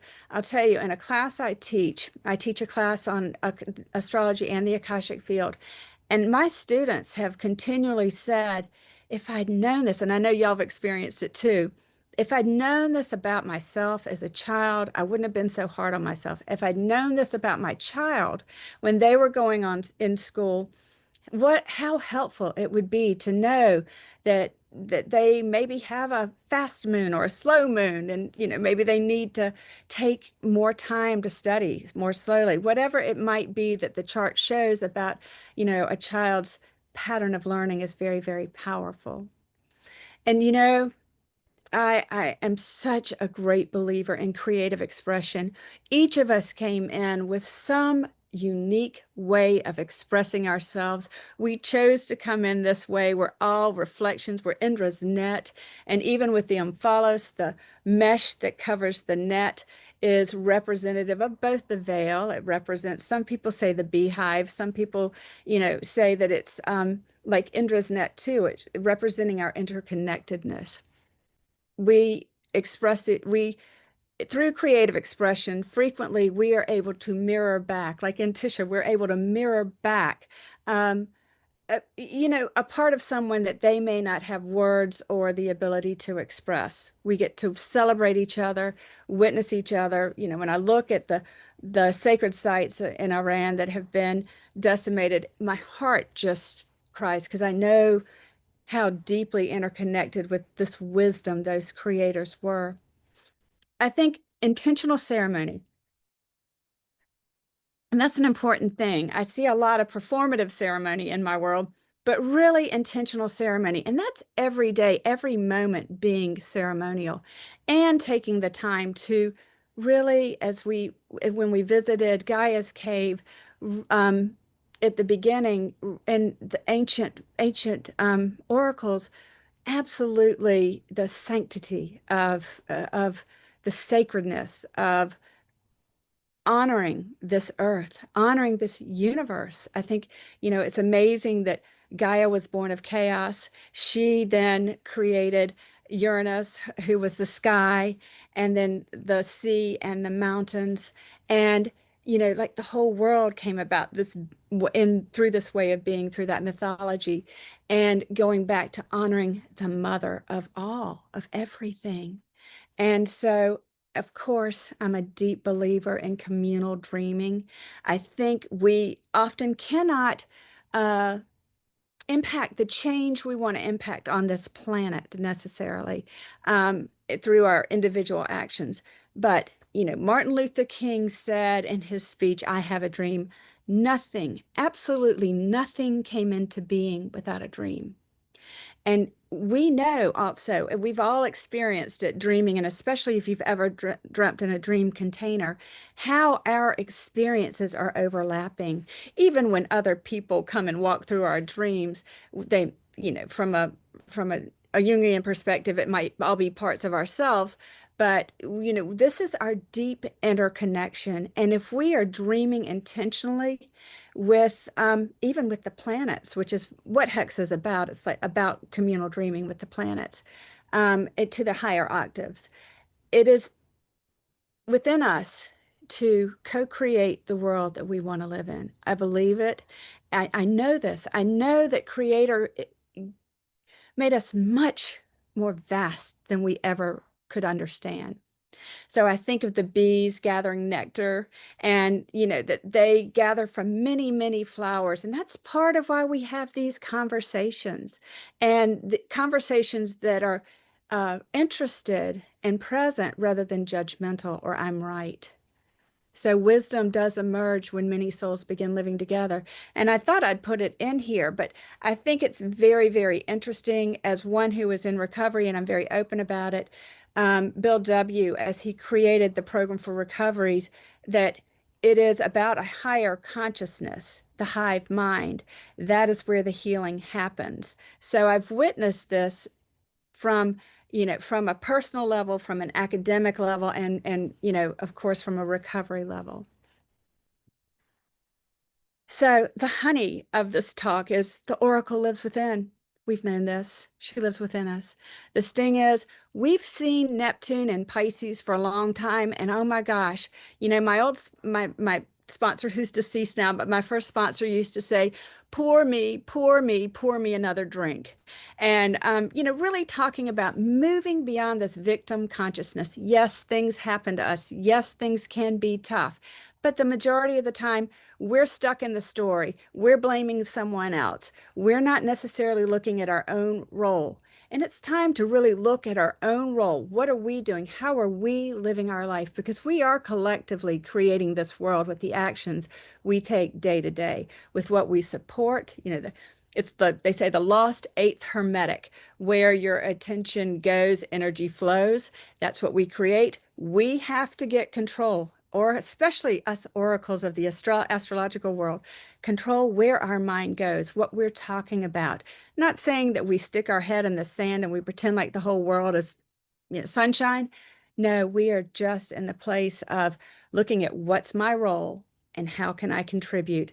And yes, this happened to me in my past. It's informing who I am. This is information, and we step forward. The bees, they're not in the hive going, she's working harder than I am, or her stripes are skinnier than mine. They're going, How do I show up in highest service to the hive? So again, we'll be with Maurice and Lynn and Rachel at Omega. The week before, or a few days before, a couple days before, I will host the Manhattan Mystics in Manhattan. I have special hotel rates. I have tickets to the coveted Hadestown, front and center, whole block. And we are going to visit mystical sites. We're going to read Coffee Grounds with Amir Bey. And it's going to be a really big time. So I hope that if anyone's inclined to go, that they'll join us a little bit early and make it a real vacation. And again, the Hexa app, which was supposed to be out December 16th. And I am having to learn the infinite wisdom of the hive because Virgos are perfectionists, as bees like to be perfectionists as well. And it's just not quite there yet. But when it's out, we will be dreaming together and we will be dreaming a new world into existence. Thank you. Wow. Thank you, Merryman. And as a Virgo, your healing powers come through your wisdom and your presence and your energy. Thank you. So beautiful transmission, reminders. And this is, this is why I felt your presence in the Omega event is going to be so meaningful because of the dream work that you do, because of the shamanic weaving of astrology with the natural world. And we all need this in a time of intensity and so much external stress. Yes. Thank you. Blessings. And we invite Key with us today from California. I will introduce you and share the screen as well. Welcome. I'm glad to have Key, who is really a powerhouse in everything she does. And a little bit about her for those of you who have not been exposed to her work in playful, deep, transformative magic. It took many phases of development to help me realize astrology was my purpose, and it took slow yet steady inner work to make it fully come to life. Therapy, writing, the pandemic, deep soul work with my teacher Maurice, traveling the US in a self-converted camper van, living off-grid, becoming a yoga teacher, certifying in permaculture, studying to be a herbalist, and a natural connection to my ancestral roots in African spirituality have all led me to a space I am now. Through it all, astrology has consistently helped me keep my cool, make better, more calculated decisions, and not get lost in the noise. I dedicate my work to the teacher who helped me find my truth. Thank you to my daughters, my beautiful wife, the coven, and my beautiful enlightened family for always keeping the light on. And you can find Key on her website, astrologyinthewild.com, as well as a YouTube channel that has, again, a lot of creative transmissions. And today, Key will be speaking about the upcoming summer. So here you are. Mike is yours. Thank you. Thanks, Maurice, and thank you to everyone who decided to show up with us today. It means a lot to us all that you would join us and care about the astrology of what's to come. Let me change my view here. So I'm excited to talk about the summer of love of 2026 because I believe that there's kind of this revival of nonconformity coming about and how we're going to kind of enact this deep well of love for the earth, for each other, for our children, as a revolutionary act against what we're all seeing today. You know, a lot of the presenters brought to light some of the things that we feel nervous and fearful of. There's a lot happening. And so I just want to show how the interpersonal and the outer planets are helping to revolutionize our communities, because revolution is important to know that we have at our fingertips, that we as human beings have the ability to change our current reality by standing up. And so as this equinox is kind of shining on us, we realize, what is right action? As some of the other presenters have really said well, which ways can we stand up and fight for what we believe in, fight for what we love? So the Summer of Love in 1967, we're going to talk about its relevancies and kind of how it is very uncannily similar to what we're going to experience this summer, or kind of currently what we are seeing now. So just a We'll note, Key, just to let you know, the slides are a little cut off. I wonder if there's a way to extend the frame, because the text is a little cut. Sorry about that. It's a technicality. If it doesn't work out, we can share the slides later. You can send me the content, but we can try.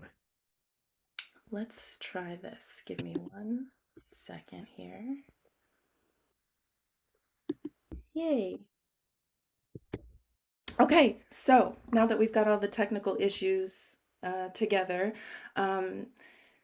we'll talk briefly about how the social justice and the civil rights endeavors of that period of time, 1970s and 1967, is very prevalent in today's reality.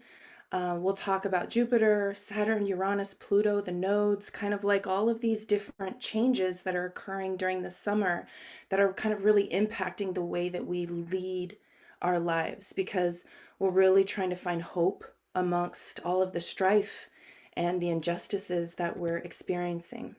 So I just want to say that when love is the central point, you can do anything. And my family is the reason why I do what I do as a person.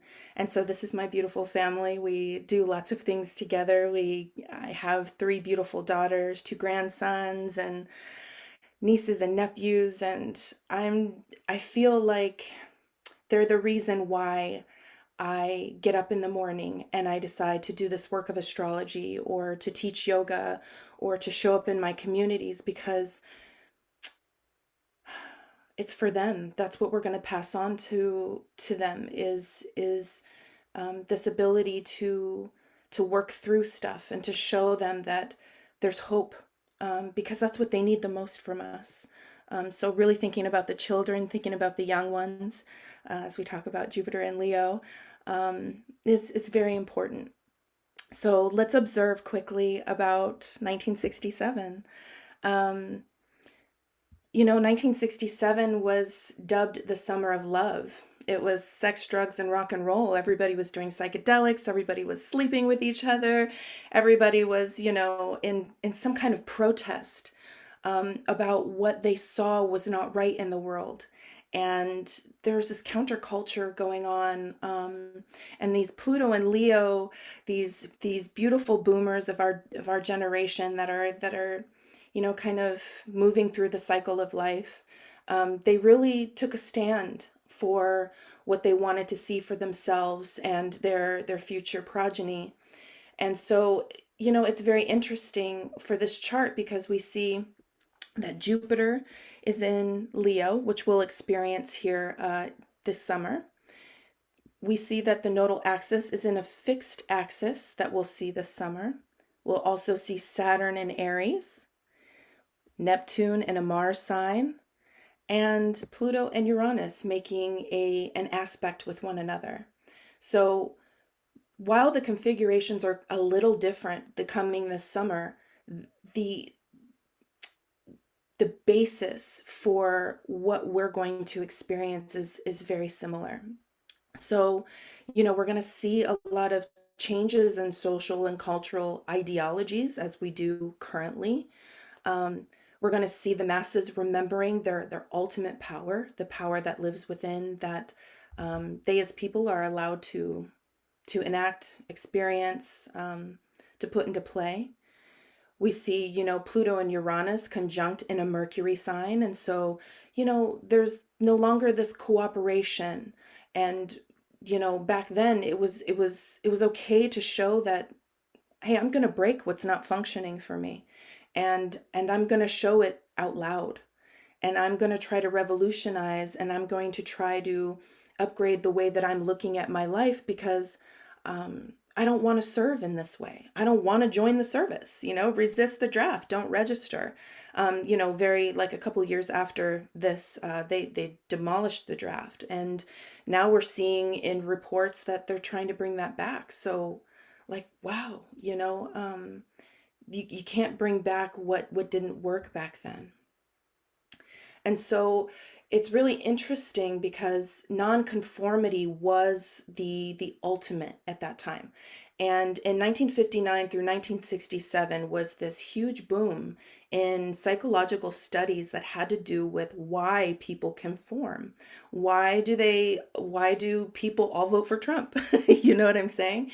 And they did these studies across these cultures, places like Sierra Leone, and studying the Inuits, and realizing that people kind of move in the same way depending on their economic systems. So if the economy was a hunting, fishing, low food accumulating society, then the children are raised to be more individualistic. And so they're a little more successful, they're a little more independent, they are non-conforming kind of people. And that if the communities have economic systems that rely on one another, like growing a crop together and that being the main thing that you do, like growing rice, that compliance happens, that conformity comes together, and this collectivism is encouraged. So when we talk about amongst our groups, why do people vote for Trump? Why do da da da da da? We have to realize that, where do these people come from that voted? Are they in the middle of the United States where they're landlocked? Or are they on the coasts where it's obvious that there are different cultures and languages that are meeting these coasts, where people are a little more independent? So enacting love as a form of revolution is no longer being mad at how people voted.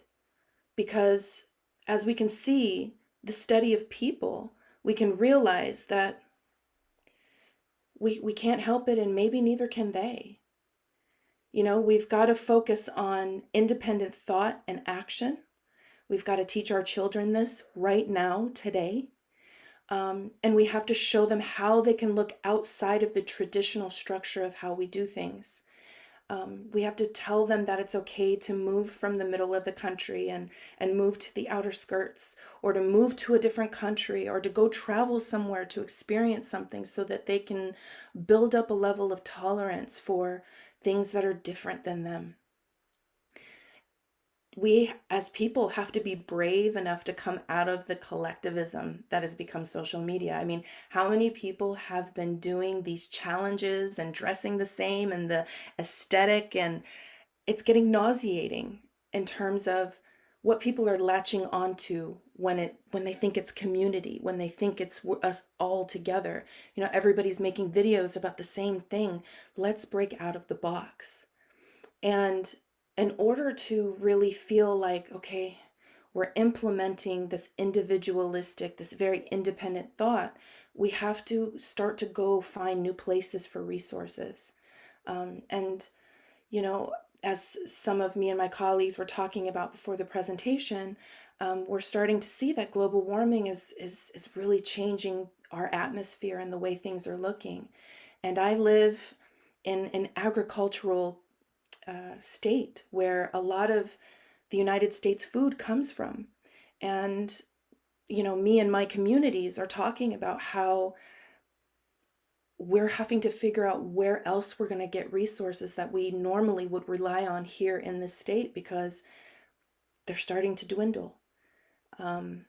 And it can be sad, but we also have to realize that this is like Merryman said, a cycle.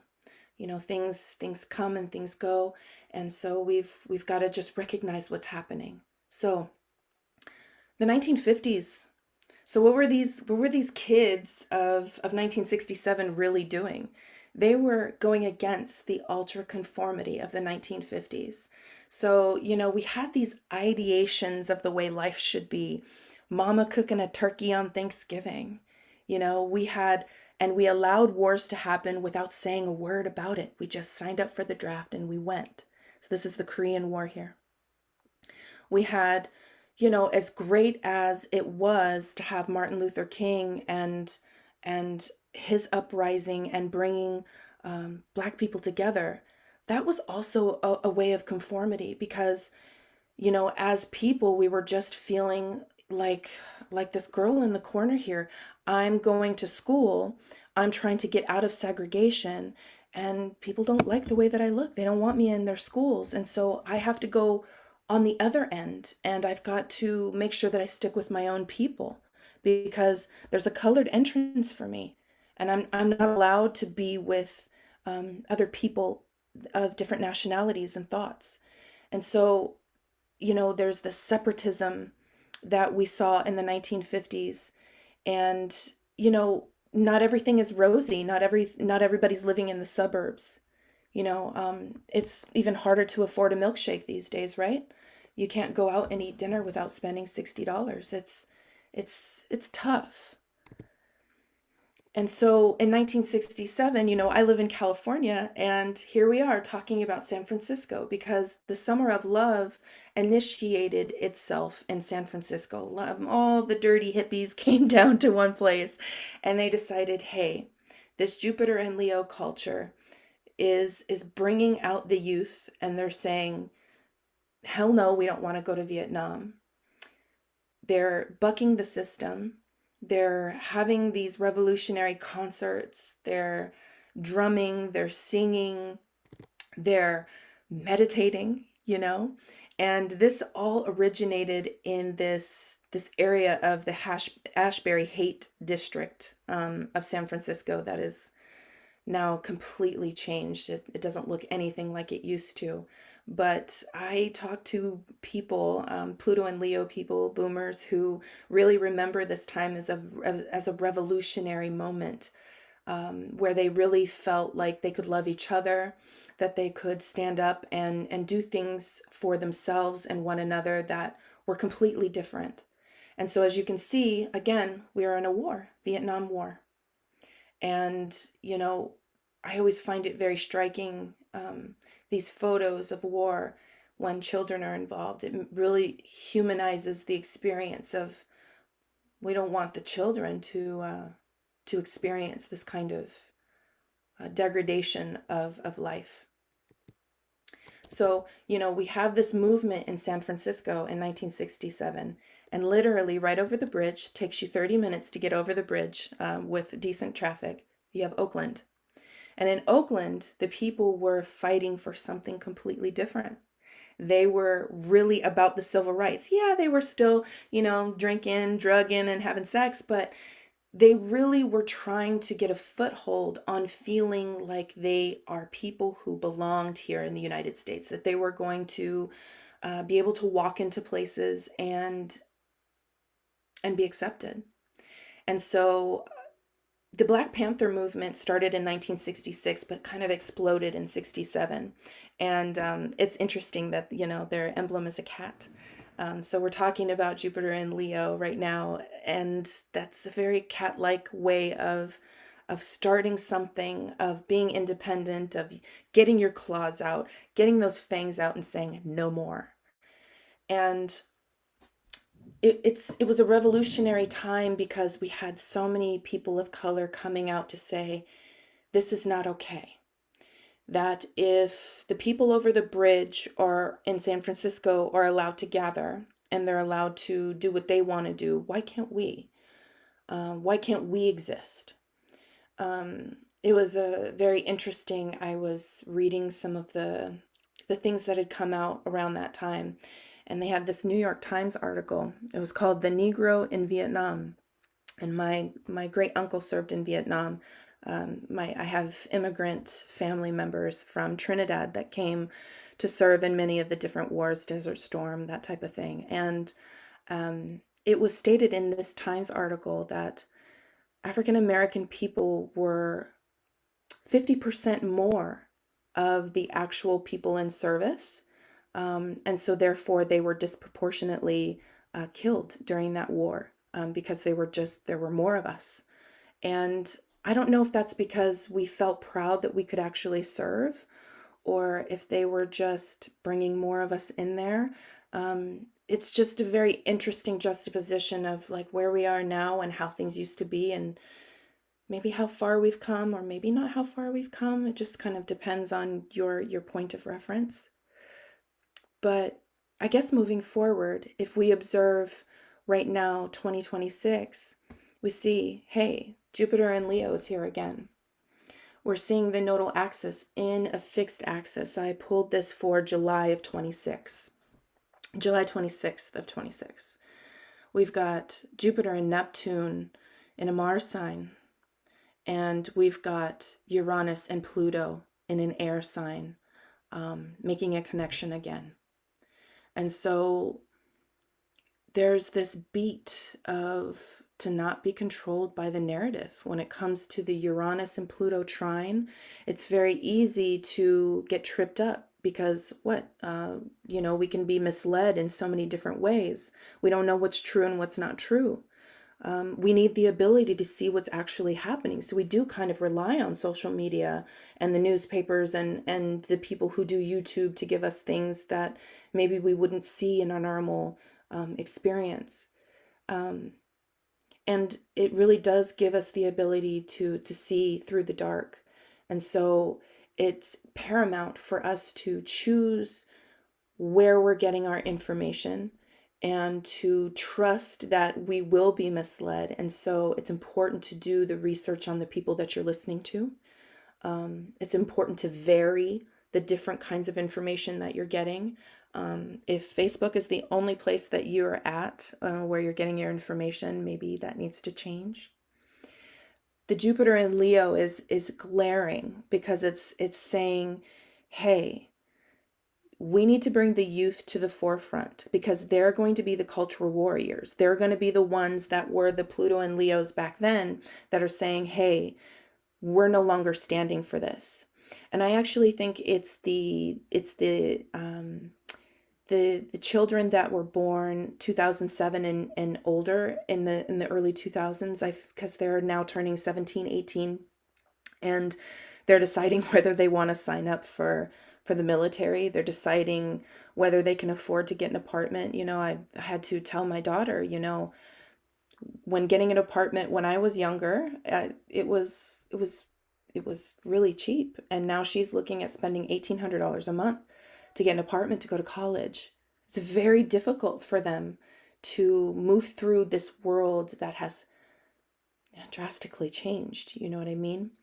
And so we have to breathe new purpose and new ideologies into these children so that they help push us forward. It's not just us as adults that are dealing with the hardship. It's them that are having a hard time. And so, also Saturn and Neptune, it's helping to break the disillusionment of the leaders that we've relied on. It's not going to be this one person, a guru, like it's not 1967 anymore. We have to take it upon ourselves to do the work and to not put all of this faith into one person to save our lives. Who will be the new activators of social justice, of anarchy? You know what I'm saying? Anarchy was mentioned previously. It's a real thing that will happen, that needs to happen in order for these structures to rebuild themselves. And so, as we see in 1967 till now, we're seeing, economic slump, government overreach, the dissolving and rebuilding of structures that have been paramount since we've, ever remembered. Everything is really changing. We're in another war that we do not want to be in. And we're experiencing extreme weather that is, it's scary. It's global warming at its best. It kind of stinks, right? Makes us feel like, oh, there's no hope. You know, there's so many similarities between 67 and 26 that, you know, what can we do about this? What can we do about this cycle that is literally repeating itself before our eyes? We have to continue to fight against the nonconformity. That's what we do. We go to our marches on March 28th, and we still fight the good fight. We protest. We rise up for our children. You know, we fight for these children that are being affected by the Iran war at this moment in time. Look, another child being affected by the unconscionable actions of the governments that the US is under. It's us speaking out against the erasure of the Palestinian culture. We have to fight back against the new school laws. I live in a state where they have implemented a new school law that if you are to talk about Palestine and its historical value, it is considered, what is the word? I can't think of the word at the moment, but you know what it is when you're going against a different religion. And I just think Palestinian people exist. What do you mean? They're all over my state. Why are we not allowed to talk about them or the place that they were born and raised? And so you're going to see these things happen in these kids' schools where you're just like, where did these ideologies come from? And we have to continue to protest. And we have to continue to recognize the untruths, the injustice, the government overreach, because that's what we are to do as people, because we love so deeply that we are unwilling to allow this to continue. So as love is the revolution, we remember that we're resilient. We can become and will still remain well-resourced, well-informed, and we can make a difference. So with Jupiter and Leo, we're here to make art, music, spread our love in all ways for all cultures, because we are connected. AI and internet-based art is slop, as everybody is hearing. So the revolution of people using their hands again and using their real voices and having this very imperfect way of showing up in the world shows the humanity that we still possess, right? Uranus and Pluto in an air sign, it's fighting against AI. It's doing our own research, and it's reaching for people, not the internet. So really ingratiating ourselves back into community in the ways that we remember, where we show up for one another. So the internet has adapted us to listen, to copy, to regurgitate the same ideas, and we need to challenge those trends. We need to say, hey, look, I'm not doing that challenge because I'm not perpetuating us doing the same thing as a society. Saturn in Aries, it's bucking the current social norms and what other people think you should be doing with your life. Let's face it, the economy is not great. So finding that job that you would normally go find is extremely difficult. The rules have changed. The jobs are different. And it's time to become a new leader. In what? In love. What do you love? Find what you love and go towards it, because that job, that opportunity can open up for you if you put your attention towards it. Neptune in Aries, it's a new responsibility to protect the innocent and to fight back on war. And so, you know, all these new forms of global and social justice, you know, it's teaching us to be just only, you know, focused on survival. But no, there's new big action that's having. There's right action that we are trying to bring forward. And so, you know, as we're moving into the summer and we're embracing the new Leo Aquarian nodes, we're finding new groups, we're creating new tribes, and we're centering the human experience once again, because we need to find a new thread of purpose. We are needing to find what we need to bring back so that we can be connected to one another once again, so that we kind of remove the screens and we're interfacing with one another. And that's it. Beautiful people, thank you so much for joining me in this talk, joining the rest of us. I feel very honored to be amongst some of the greatest astrologers in the business. If you would like to get in contact with me, here's my information. And I am interfacing with the community. You know, just one more bit. I joined an herbal community and it opened my world. I didn't think that joining some other community would help, you know, my astrology business, but it did. And so I implore you to think about different ways that you can insert yourself that you never really thought was possible, and see what the possibility is for you as a person. That's it. Fabulous. Thank you so much. Yeah. And for those who are not familiar with technology, when you see a QR code and this kind of barcode, you can simply use your camera on your phone and it will lead you to a website. So you bring up both the struggles and the dream. And I feel that this is something that this strong movement into air fire signs is not just showing, the expansionism in such a brutal and warlike way, but also in spirit and in resistance. And we are in the midst of chaos creating a new world. Many blessings so well delivered, and both the playful side and the serious side. And here comes Maurice, right? Let me see how. I'm going to speak about the wounds and the remedies in the chart, which is again understanding this dichotomy that we are living in. I think we live in a time, at least in my own lifetime, where there hasn't been as much intensity that is so packed together. I lived through war. I lived through visiting museums and art, but it seems like we are in a relentless attack. And I'm going to bring up why as much as I can. So I want to highlight the power of astrology, because that's what I talked about yesterday. Is astrology going to bring a revolution? Just like the internet did, just like,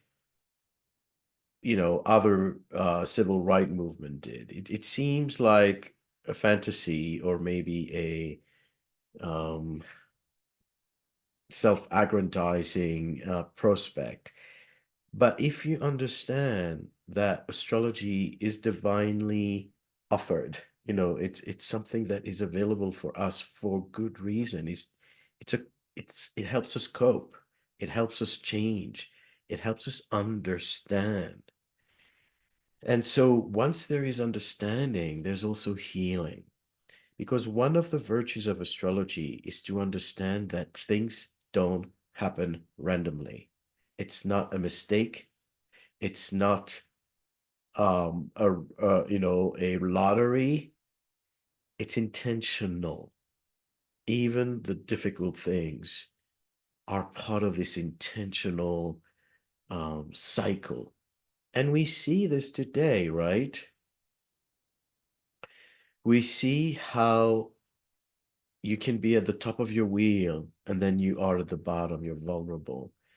And we all go through these phases, whether we go through a month, through a lunar cycle, or we go through a Saturn cycle, or we go through a Pluto 200 cycle. The United States, is the most powerful entity, the global economy directing the world. But we also see how it's becoming more and more vulnerable. And astrology is available for us to navigate this time, to understand and to transform them. And this is part of what I want to talk to you about today, because we are under such assault, I will say, a global spiritual assault. So we're going to, this talk is an extension. It's a preview, more appropriately, about on the workshop, the retreat that we're going to lead at Omega on the solstice, in the next turning point marker, is how astrology can reflect what's going on. We see the problems, but how astrology can also be a healer and change the frequency. So what is going on today? What do we need to heal? Let's look at the wounds first. And some of you have, studied with me, and you know that I have a whole workshop on understanding how each planet has a wounding and a healing frequency and potential. Merryman spoke about the octave. You can express your chart at a lower octave, and you can express it at a higher frequency. That is the virtue of evolutionary astrology, is that there is a spiral in your chart. It's not a two-dimensional flat piece of paper. It has layers, it has a volume, and it has a spiral that takes us to the depth, to the height, as well as to the lower frequencies, to the mud, and then to the finer, awakened expression of our own same chart. So the wounds today, we've talked extensively about the Saturn-Neptune conjunction in Aries, and what I've discussed in so many opportunities is how we are living in a moral bankruptcy. Those who are supposed to uphold a moral order, and we're talking about spiritual teachers like Deepak Chopra and Yogi Bhajan and people who brought spiritual wisdom, as well as the politicians, as well as the teachers. Whether it's through the Epstein files that we see how a lot of people that were scholars, that were not just, the greedy business people, not just the politician that we expect to already be corrupt, but people who we thought had more integrity, who would stand up for things that are, that are obvious, like protecting children, right? How this moral decay is eroding everything, and how people who commit crimes end up presidents, end up without accountability. And so the lies that are amplified, the corruption that is just oozing out of their eyes is unbearable, and the message that has been amplified through since last year, when Saturn and Neptune were on the North Node, was that compassion is an obstacle to civilization. I mean, they actually say it. They're not even ashamed of saying that. There's an actual book written by a Christian, somebody who's supposed to follow the words of Jesus, who is advocating for the fact that compassion is overrated, it's abused, and we should not be compassionate. And so we know that Neptune is compassion, and it's the universality, and Saturn is the restriction, the no.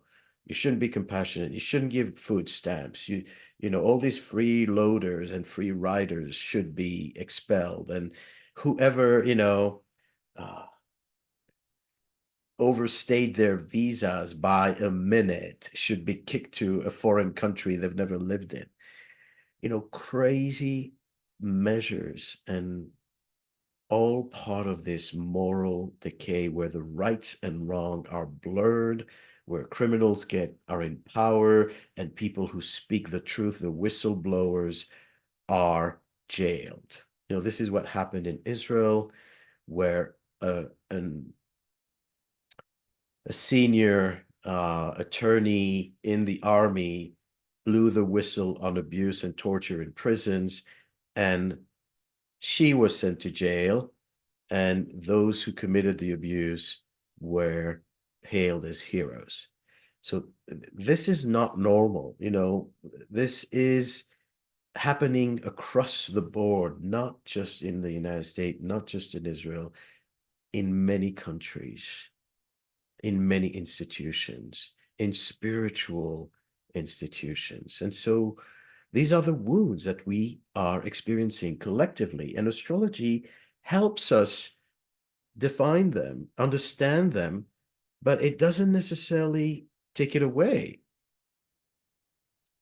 Chiron in Aries, you know, since Chiron went into Aries, yesterday Alexandra Alves from Sweden spoke about Chiron in Taurus and, you know, the transition. And she said that since Chiron moved into Aries in 2018, there has been a explosion of conflicts and many more acts of war.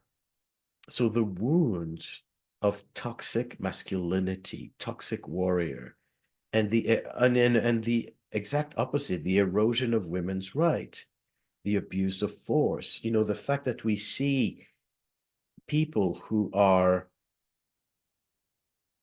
brutalized on the streets through ICE or through in Iran, you know, they just hanged a protester who was a young athlete with so much promise. And you have these dark regimes that are abusing force, which is another Aries thing. And so we are assaulted by this brutality. And we see the rise of the manosphere. You know, there's a documentary that you have to see on Netflix by Louis Theroux about the rise of the manosphere and the so-called wounded masculine that, you know, is kind of reacting to the Me Too movement that was also a Chiron in Aries theme. And so men who were in power are suddenly losing their power, and they're upset about it. They're grumpy, and they want to reclaim their privilege of dominating, but they're doing so in a way that is ever more toxic. And it is now penetrating religious institutions where it becomes, so to speak, the word of God to keep your wife, to keep the woman repressed and obedient, and take her freedoms away because, you know, it destroys the family. You know, she's becoming the scapegoat for every problem. Uranus in Taurus, Uranus in Gemini, the wounds of economic insecurity and so many reactionary events that affects our economy, and the disruption of alliances. You know, Uranus in Gemini is all about building bridges, but are we at risk of destroying bridges? Why are we fighting with our neighbors? Why is the United States fighting with Canada and Mexico? And I mean, why?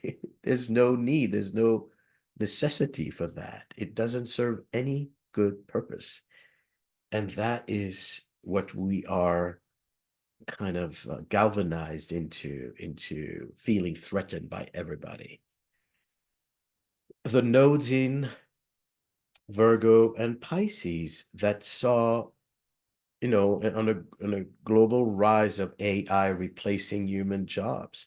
Now, this is true for every technological revolution, whether it was the Industrial Revolution that took away jobs, whether it was the internet that took away travel agents and whatnot, and people started to do things on their own. And now with AI, we see another wave of people losing their jobs. Excuse me. But then, are we going to create new jobs? Are we going to just, this idea that we're all going to be serviced by robots and humans are going to live on a salary just for being without working is atrocious. There's a proverb in French that says working is health. And that's a very Virgo concept. The 6,000 Virgo relate to both work and health. And that's not a coincidence, because if you work, you maintain yourself. Your mind is busy. You are actually productive. And that is your ability to live longer, live better. We've been under a Pluto-Mars opposition last year that lasted 6 months and also created a lot of tension and friction, especially in Aquarius, where there were a lot of alliances broken. But the deeper aspect of, I think, the wound of Pluto in Aquarius is the feeling that instead of moving forward, we're moving backwards. We already fought the civil rights. We already fought for women's equality. Why do we need to reverse the wheel? Why are we questioning some of these civilization, some of the milestones of civilization, and having to revisit the obvious, that compassion is a good thing, that equality is a good thing, and that abuse and oppression and toxic masculinity is not a good thing. We've been there. It's not a lesson we need to learn again. And yet Pluto in Aquarius brings this weird regression instead of progress. And again, we remember it's for a good reason. There is a higher intention in this, and we kind of need to hold our breath through this, putrid order. And understand that the truth will prevail, that there is going to be something coming out of this. And then Jupiter in Cancer, which is supposed to be exalted and bring protection, is actually causing, from what I've seen, a lot of divide in the family, because Jupiter represents ideologies. And we suddenly realize that there is a different ideology from the people that we are related to, biologically. That happens on a national level, where we see ideological differences causing ruptures, but also in families where, there are those who voted for the left and those who voted for the right, those who are pro-war, those who are against the war. And it's always been, there always been gaps and differences in families, but because things are so acute now, and because it's all life and death situations, the tension is increasing and the reaction is stronger, because so much is at stake and we don't want to compromise. And so that actually destabilizes family structures. So I'm not going to talk about all the remedies. This is part of what we're going to do at the retreat, where we're together in nature and doing meditation and doing a lot of work together and weaving the dreams and the shamanism with astrology. And I really think we need that for our soul. That's why we're offering these programs, is because they are an oasis that help us, from one point to the next. And so I'm going to talk today mostly about the wounds of Saturn and Neptune, because it's maybe one of the most I would say, acute or intense experience. So Saturn, the wound of Saturn, at least one or a few of them are the wound of oppression and the wound of failure. Wherever we have Saturn in our chart or strong Capricorn energy, we want to achieve, we want to reach our ideal. Saturn doesn't only represent our parents or authority figures, it represents what we're looking up to. What is a role model for us? What is the thing that we believe is the highest and best on top of the hill, on top of the mountain, and we're ready to, you know, climb that mountain to reach the top. So Saturn represents the top. And as I said, with Saturn, Neptune, what seems to be the top is suddenly rotten. It's suddenly disappointing at best. And yet we need to restore our Saturn that's been, in a way, infected by a virus of sort and renders it so polluted and destroyed. So the fear of failure, what we're experiencing is a global failure. You know, the economy is failing, the banking system is failing, the defense system, you know, seems to be strong. Like we seem to be militarily very powerful. But, you know, I look at the United States that is on the one hand flexing a muscle and making it itself feel like, don't mess with me, you know, I'm gonna put tariffs on you. I'm going to punish you if you don't cooperate and stand in line. But in reality, what is happening is that those strong military gesture are actually leading to a loss of support, loss of alliances, loss of trust. All the allies of the United States are now questioning the United States. You know, what was a friend is now, you know, still a friend, but with reservation. So the sense of strength is actually leading to deep erosion and vulnerability because it, you know, no one survives when they're isolated. And so oppression becomes a wound because from a Saturn point of view, we want to make sure that our perception of what is on top of the mountain, what is the best, is followed by everyone. Saturn represents the rights and wrong. Saturn represents accountability. But who is writing the script? If I'm on top of the mountain, I will decide what's right and wrong, and you will follow. We know how oppression works. It works with money, and it works with political power, and then religious power. Because what is stronger than someone telling you, God wants you to do this? God says you should not masturbate, right? It's like, it's not me, it's God that's telling you that. And so that is part of the Saturn Neptune, because God is Neptune, and Saturn uses, you know, God's authority to claim all kinds of things, that we're going to liberate people, that we're, you know, Pete Hegseth speaks about, you know, his messianic vision associated with war.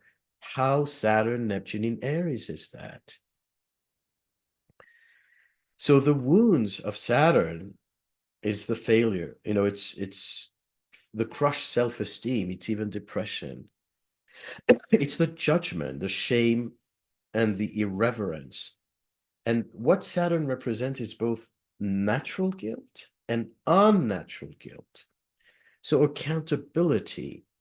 Sometimes you're made to feel guilty, even though you didn't do anything wrong.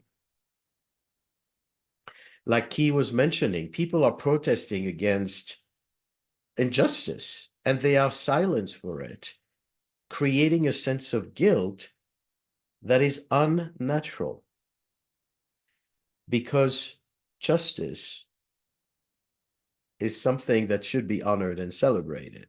And these folks, the whistleblowers, should not be silenced. And yes, the truth is complex, right? There are many layers, there are many sides to a story. But part of Saturn is using not just physical force, but using moral force. Guilt is a powerful control mechanism. But we cannot live without guilt.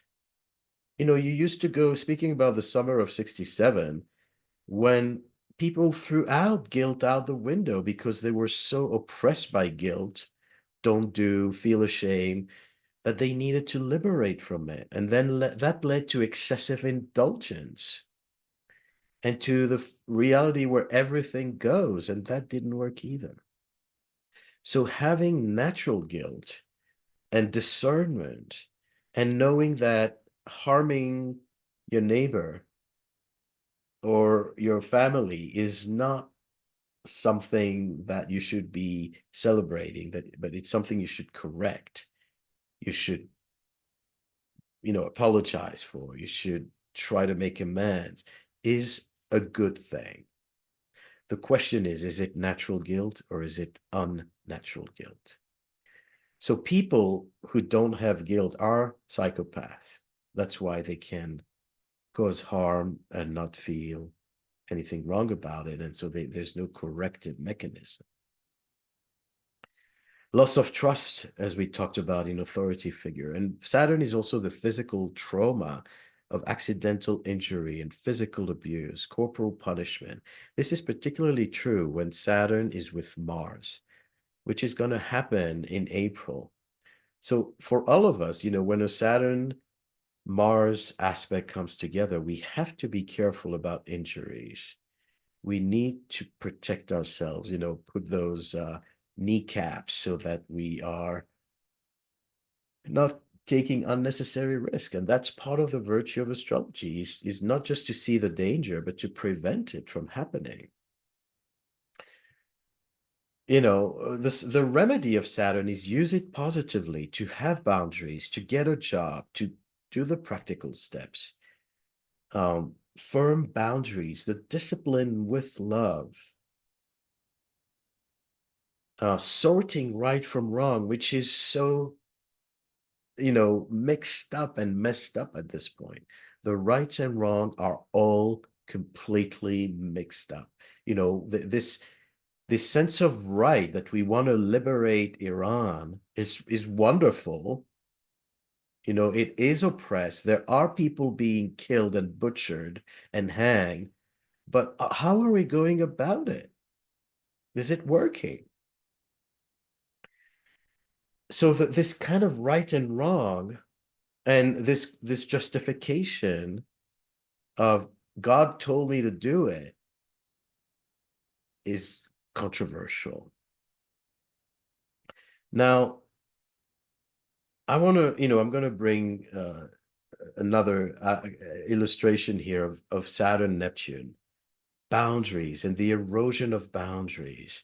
One of the messages from the Trump administration was that the boundaries, the borders of the country were eroding, that there was an uncontrollable influx of immigrants. And this is a valid concern. There were a lot of criminals coming through. There were a lot of drugs coming through.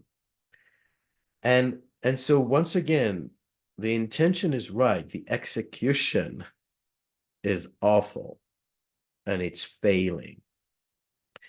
So when we see this Saturn Neptune and trying to find the right boundaries, we need to understand what flexibility means. and how we cannot do Saturn without Neptune, and how we cannot do Neptune without Saturn.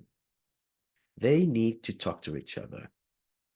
So how do we heal all that? What is the wound of Neptune? Think about that. That is some of the deepest wounds, because the wound of Neptune is when you lose trust in what is good in this world. It's not just a disillusionment. It's the loss of hope, and it's the feeling that, and at its extreme, we're not, I don't think we're there yet, but at its extreme is the feeling that God is evil, that what is supposed to be good is corrupt. And so if we lose trust in the sky above us, if we lose trust in oxygen, if we lose trust in the goodness of people, nothing is left. Nothing. This is where it all starts. And this is what powers you through your day. This is why you wake up every day, is that even though it's hard, it's good. There's going to be a happy ending, and that gives you motivation to pull through. So the wound of Neptune is a wound of loss of motivation, which then leads to, not wanting to wake up. You want to stay in bed. Now, this isn't the chart of Viktor Frankl, who was, lost everything in the Second World War. And he wrote this book, Man's Search for Meaning, which has to do with the fact that what kept him alive was meaning. And you see, Neptune is dominant in his chart, square his sun exactly.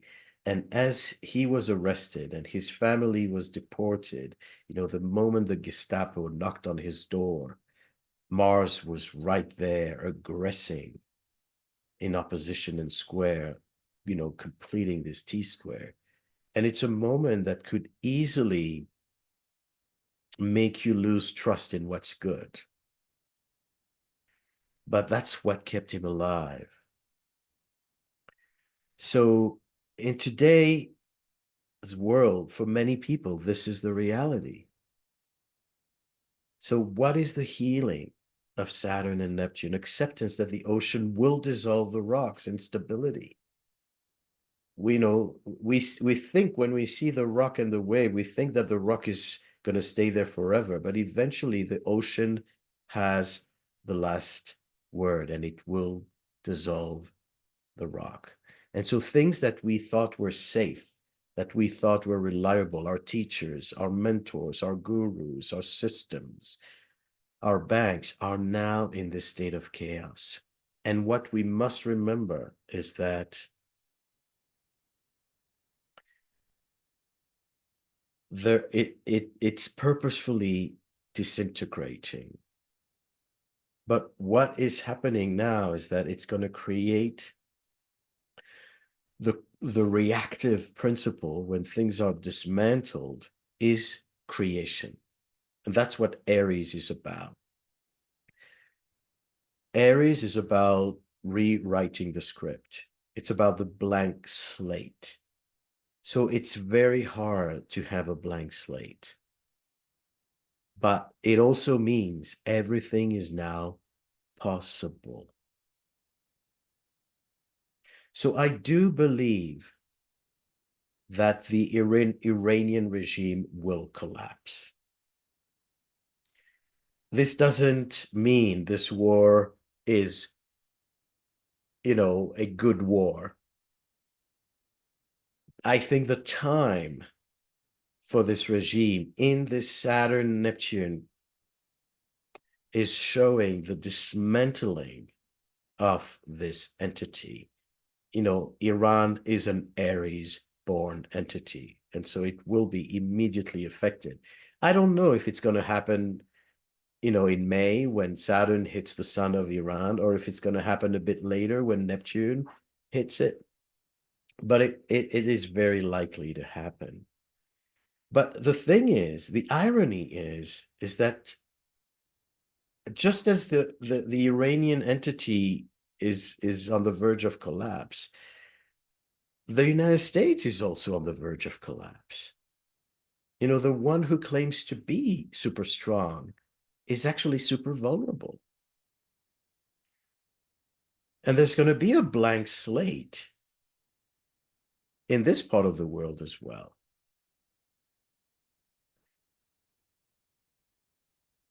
Saturn, Neptune, what is true of spirit must work in matter, and what is truly reliable and constant is spirit. The question is, when you speak of Saturn and Neptune, who is right? Saturn says to Neptune, you're delusional. And Neptune says to Saturn, you are so attached to your success and to your money. You're delusional. So they need to learn to work together, that spirit and matter must be integrated. How do we bring our body and connect it with spirituality, essential spiritual practices? In the time of chaos, of when nothing is solid, where everything is in flux, everything is being dismantled, you need to center yourself. You need a routine that is rooted in something sacred, something that is of eternity, something that connects you with the divine, not through a system. It's just you and creation. Of course, there are systems that can help you, whether it's astrology, whether it's meditation, whether it's Tai Chi, whatnot. But they are helpers. They are not, doing the work for you. So essential spiritual practice keeps you sane in a time where nothing stands. And exercising compassion, remembering that even if people try to delete compassion and make it sound like it's a bad thing, you need to keep that flame burning. At the same time, compassion with Saturn must come with rigor. We're not just here to forgive and forget. If we want the Palestinian people to have a country, they have to also be accountable for the own regimes that have sprung through their society, and understand that oppression is not just external; it must be dismantled from within. And at the same time, also understand that they will prevail, because Aries is about existing. And so this battle for existence, for visibility, for, overcoming this attempt to delete them, it is not going to work. You cannot crush the spirit. Saturn can try to crush Neptune's spirit, but Neptune prevails because it's eternal. And yet, as we say, forgiveness must come with accountability when Saturn and Neptune are concerned. So we could go on and on. There's a lot to unpack. There are many wounds to work through. But what I would like to retain from this talk on the, astrology day and equinox and new year is that there is a spiritual revolution. There is an astrological revolution, and astrology can help us make a difference. And imagine if it is properly used, if it's in the right hand, how it can change civilization. Thank you. And Nadiya is a powerhouse in astrology.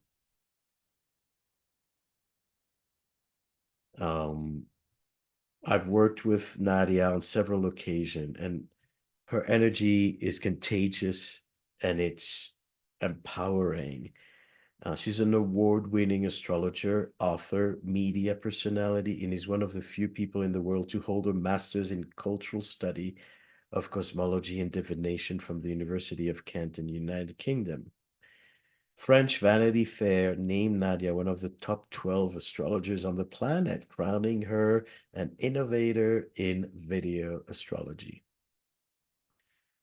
Well, that's quite the title, and she deserves it. In 2013, she launched Synchronicity publication dedicated to written content celebrating astrology and the New Age. The publication became synonymous with quality throughout the entire community, and she has now a school called Synchronicity University. She's the author of several books, and her last 3 debuted as #1 in New Age astrology on Amazon. Nadiya, popular YouTube channel, NadiyaShah.com is one of the most watched in the world. So you can check Synchronicity University and NadiyaShah.com. Hello, fabulous students. Hello, fabulous Equinox event.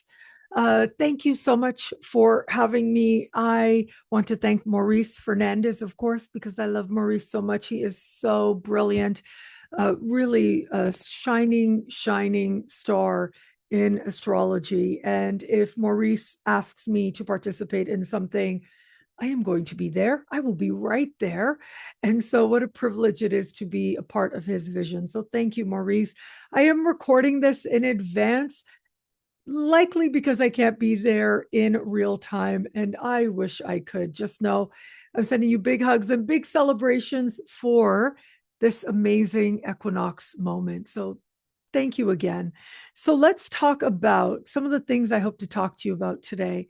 And this is the future of the future tellers, the future of the future tellers. And I'm going to do a short talk here to talk about astrology and astrologers in the age of Aquarius. And let's just jump in because I think it'll be a lot of fun. Now, of course, you can find me online in all kinds of spaces and places, including my own school, Synchronicity University, where Maurice is coming very soon. So I'm super excited about that. And I thank him for his trust.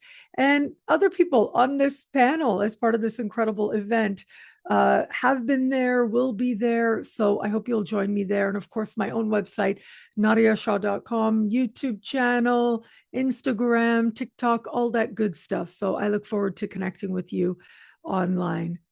So thank you again. Welcome again. So here's some things we're going to talk about today.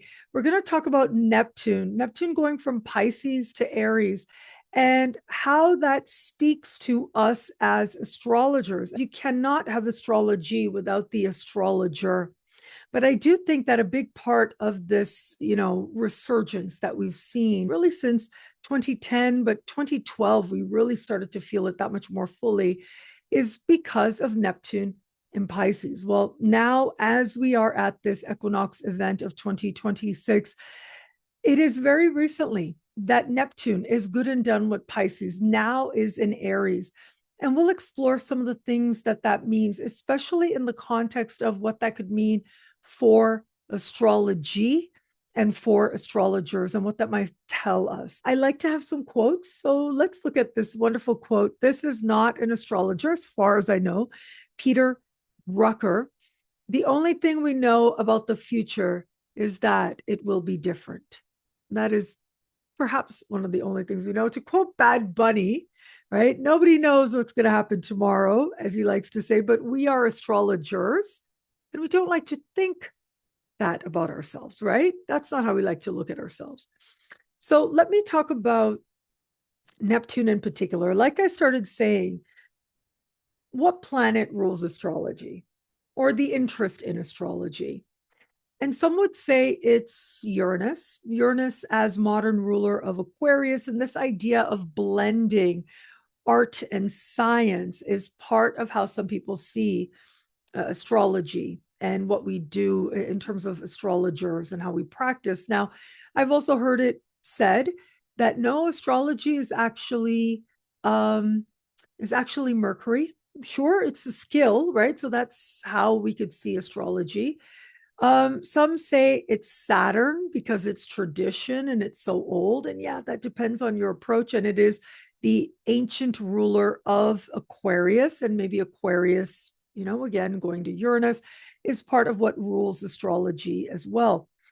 And I actually think, in my humble opinion, and I'm biased in this, but I think that astrology as we know it today is very Neptunian.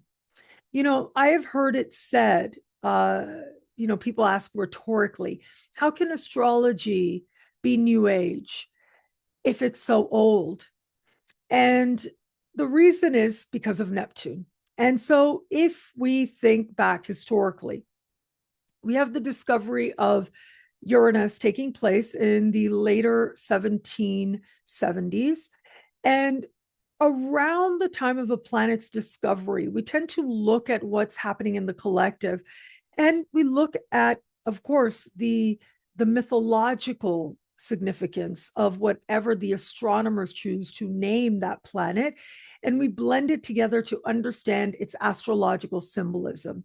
And I think the one phrase that most encapsulates understanding Uranus is this understanding of I think, therefore I am. This is very age of Aquarius. And what this does is, up until the discovery of Uranus, you had matter and you had spirit, and they were not separate. They were one. It is us that says matter is one thing, spirit is another. Spirit infused matter. So when you looked at the sky and if you saw a flock of birds, that meant something to you. That spoke to you personally. It spoke to your life. It was an omen.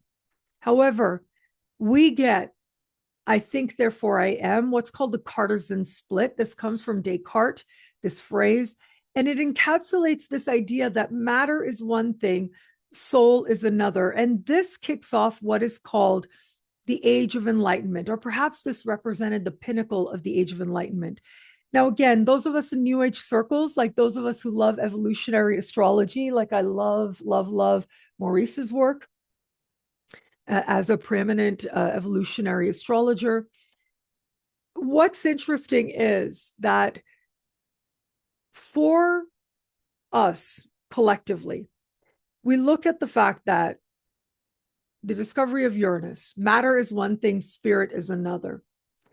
And what this does is it allows equality to happen, right? This is why Uranus is associated with equal rights and human rights, because it represents this sense that whatever your shell might be, it doesn't speak to what is happening on a level of soul. On a level of soul, on a level of spirit, there is something constant that is within us all. And Neptune in Pisces brought with it what we call the Theosophy movement.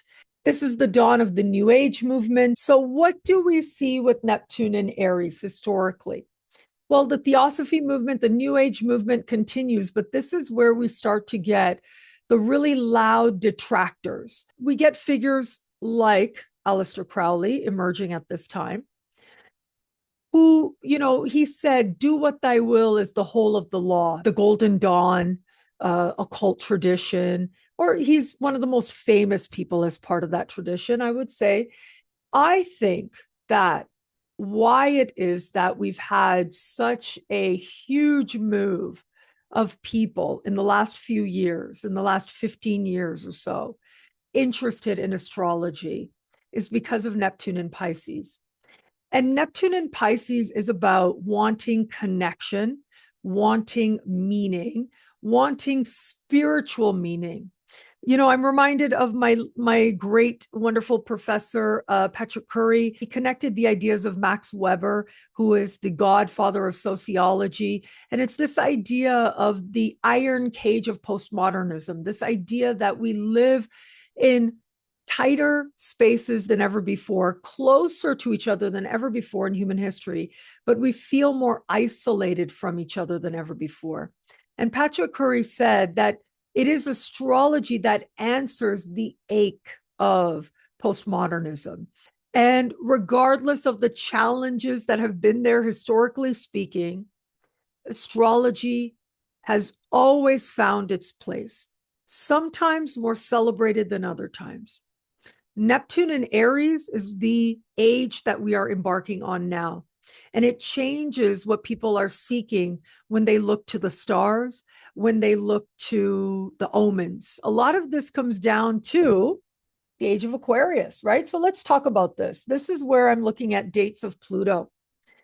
And I think that this is so significant for us as well, because Pluto is now in Aquarius. The late, great Jonathan Caner said that when we step from one age into another, we are ultimately not, it's not going to be something where it's like we switch on a light bulb and there it is, but rather it's a gradual process. And Jonathan Caner believed that it was with the discovery of Uranus that we began the transition out of the age of Pisces and into the age of Aquarius. And it would be Pluto in Aquarius that would bring about the full ownership of the age of Aquarius. And I think that this summer of 2026 is a big part of it. And we'll look at that chart in just a moment. I have been saying for a really long time that the world we start the 2020s with will be a very different world we end the 2020s with. This summer is a big part of that transition. But a lot of it does come down to the fact that a few things, but one is I think that the world is getting more and more niche. It really is getting more and more specific. And the algorithm is just the beginning. It's just the beginning. And, you know, right now we see people online say, I don't know what's real anymore. I don't know if this is AI or not. We're already there, and it's only going to get better because it's a generative technology. The technology is going to get better and better and better. And you might remember the movie a while back, Her, right? And it was all about, you know, somebody who falls in love with an AI version. Joaquin Phoenix was the lead in this. And, you know, people, and he got so upset when he found out this AI girlfriend that he had was also in love with like 8,000 people or something like that. And, you know, I have heard people say, why does that matter? Why does that matter? You're getting the experience you want, right? You're able to like talk to this person. You get the emotional support you need. Does it matter if it's a real person or not? I think that is going to be a huge question for humanity and a huge question as part of actually the age of Aquarius and for us as well as astrologers. We are already seeing AI astrologers. I can't tell you, I will tell you, at least 3 times a week, at least for about a year now, at least 3 times a week, someone will reach out and say, I have this AI astrology product. And they reach out because they want me to try it. They want, you know, to create an affiliate program. They want, you know, to pay me to advertise or something like that. I know a friend I have who did create her own amazing astrology AI program. Suze.ai is hers because it's only her wisdom. She put her own wisdom in there. So if you want to chat with her, an AI version of her, you can do that now, which is great. You can find it online easily, Suze.ai. Yeah, why not? You know, but when it is that people are like just grabbing info from all of the net, which is basically what I've seen so far in the most part, that is when I'm like, okay, what am I doing as an astrologer? What am I really here for? And it reminds me that it is about connection. And that is how astrology is going to continue to thrive, not just in terms of us saying, okay, here is, here is Mars in Aries in your 9th house, and this is what it means. Yeah, you can get that from a computer program. You can get that right now from AI if that's what you want. But what I think people want is an experience. More and more of us are going to want a spiritual experience. And that mystical side of people is what is going to bring them to astrology. And, I was thinking about this the other day, and I have some examples I wanted to show you here. The age of Aquarius, it was Carl Jung who said, so many of us think that the age of Aquarius is going to be this time of humanity and unity, but that description, like the dawning of the age of Aquarius song, it is actually a very Piscean song when you listen to it. The age of Aquarius, according to Jung, just like with the age of Pisces, held a very strong duality. So will the age of Aquarius, because Pisces is at once an energy that is deeply compassionate, but it is also the manipulation of passions and compassion. It is at once about spiritual meaning and connection, and it is also about false prophet. So we saw both, and you can see it in the glyph of Pisces, that contrast. But when you look at Aquarius, you also get a glyph of two waves that don't touch each other. And with those two waves, what you have is on one side a very intuitive, on the other side, you get a very scientific.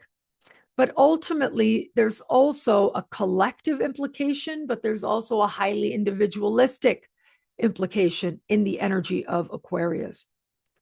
Does it matter if something is AI or not? Because I've been thinking about this quite a bit. I had a company reach out to me and say, hey, Nadiya, do you want to make an AI version of you? We can help you to do that. And so basically, they would just take all the videos I ever made and they would put it in a bot and people could chat with me, and now the technology is getting so better. They could hear me, that I can actually talk to them. And I would even say the technology is getting so good that you blink and pretty soon it can be like I'm right there with you. So I've been on YouTube for a long time now, since 2008. And one of the things I hear very often is that people feel like I'm in their kitchen with them every Sunday. Like they invite me into their kitchen every single Sunday. And I was thinking to myself, when the Vision Pro, the Apple Vision Pro was launched, and so many people were saying, this is unlike anything they've tried before. It is not your usual VR virtual reality, concoction.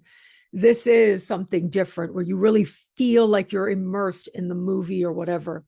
And I was thinking to myself, if somebody can put these on and actually see me sitting at their kitchen, like I'm right there with them and I'm giving the horoscope, I'm saying it, or maybe they're talking to me and they're like, you know what, this is what I feel like. And my bot has their birth data. Then why can't I give them advice as a bot AI version? If you put this thing on and you feel and you can see I'm right there with you, am I? There were a couple of examples I wanted to show you just for kicks and giggles, right? Because I thought that this was so interesting and related to the example I just gave you.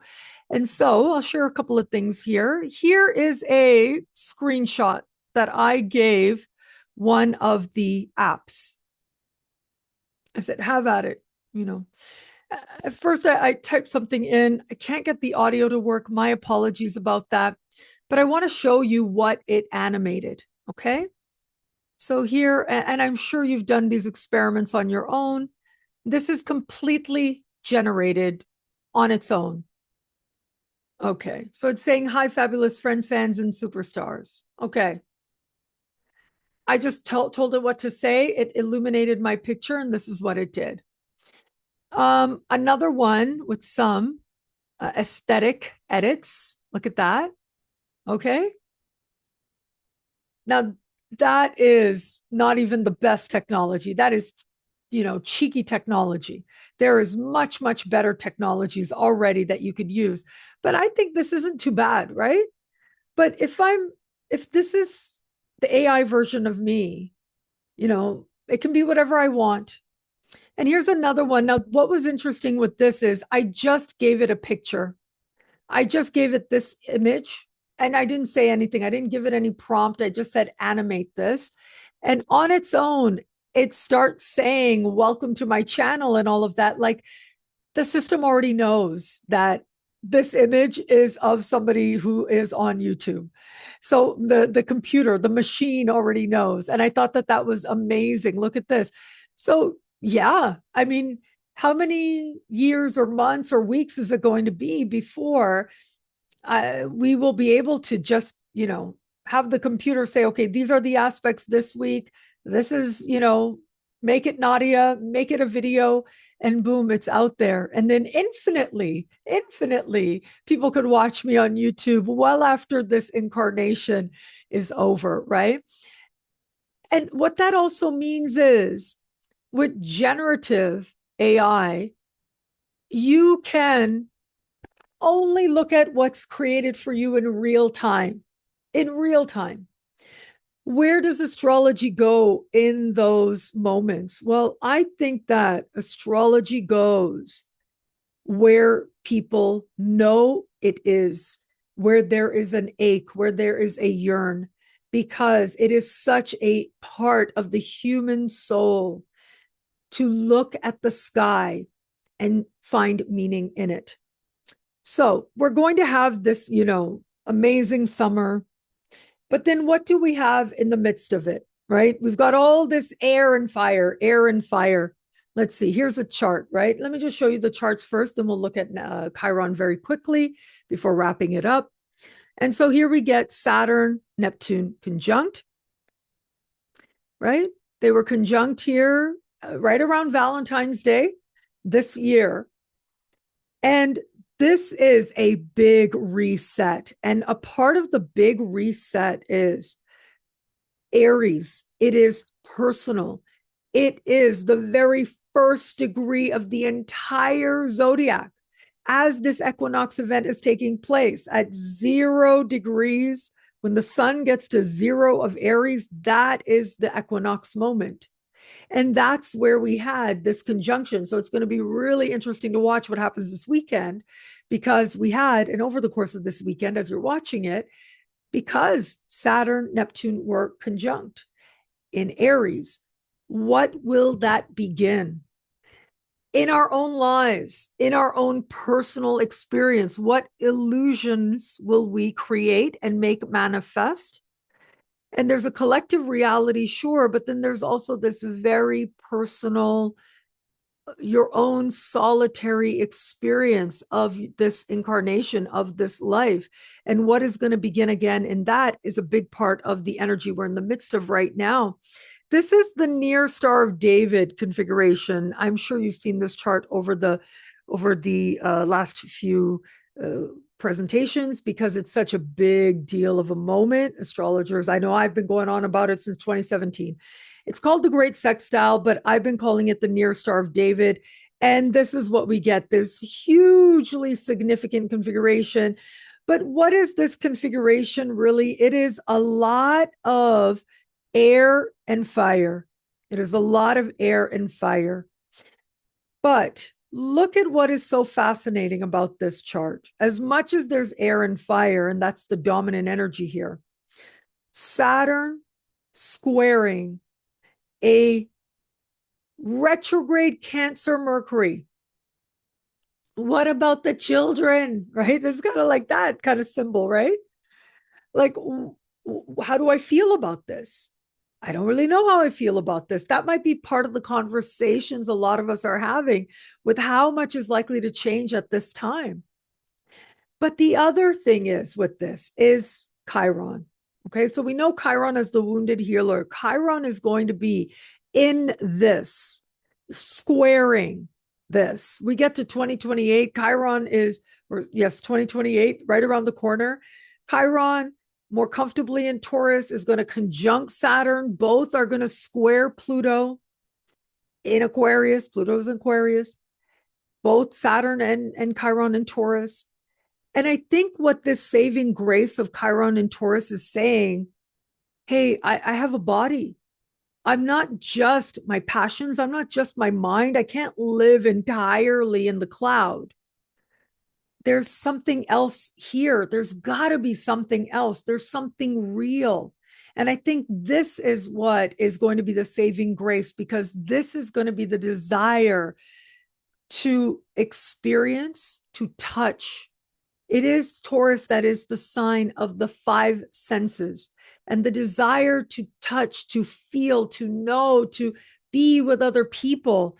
That is the ache that is going to be there. And Chiron is going to show us that. And that is actually going to end up being a great blessing, because without that, we as a collective would get way carried away. We would be back here. Let me tell you about this. Years and years. It is a short mini series that you can watch on like HBO Max, and it was a part BBC, part HBO production. It's got lots of big stars in it. And one of the first scenes is a child who comes to their parents and says, I have something to tell you. And they're really stressed out. They say, I think I'm trans. And then the parents are like, you know what? We love you. Whatever you decide, we support you. And, you know, whether you feel like you are to be a man or to be a woman, we love you. We're here for you. And then this child looks confused and looks at the parents and says, no, not transgender. I think I'm transhuman. And the child starts to say they want to upload their consciousness to the cloud.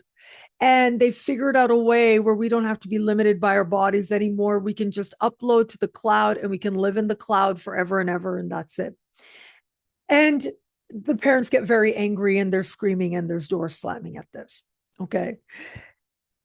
If it were not for Chiron in Taurus, and then very soon Saturn in Taurus in a couple of years, a lot of us might be signing up for something like this, living in the cloud, perfectly okay with it, with all the air, with all the fire, all this begin again energy, all this, you know, Aries, you know, you're the only thing that exists energy. A lot of us would sign up for it. But it's Chiron in Taurus, and then Saturn and Chiron in Taurus conjunct, squaring Pluto in 2028. In 2029, we're going to have that energy. That ends up being the big saving grace of an energy, because it asks us to ask really important questions, to not abandon the physical reality, to not abandon our five senses, to stay present, to stay embodied.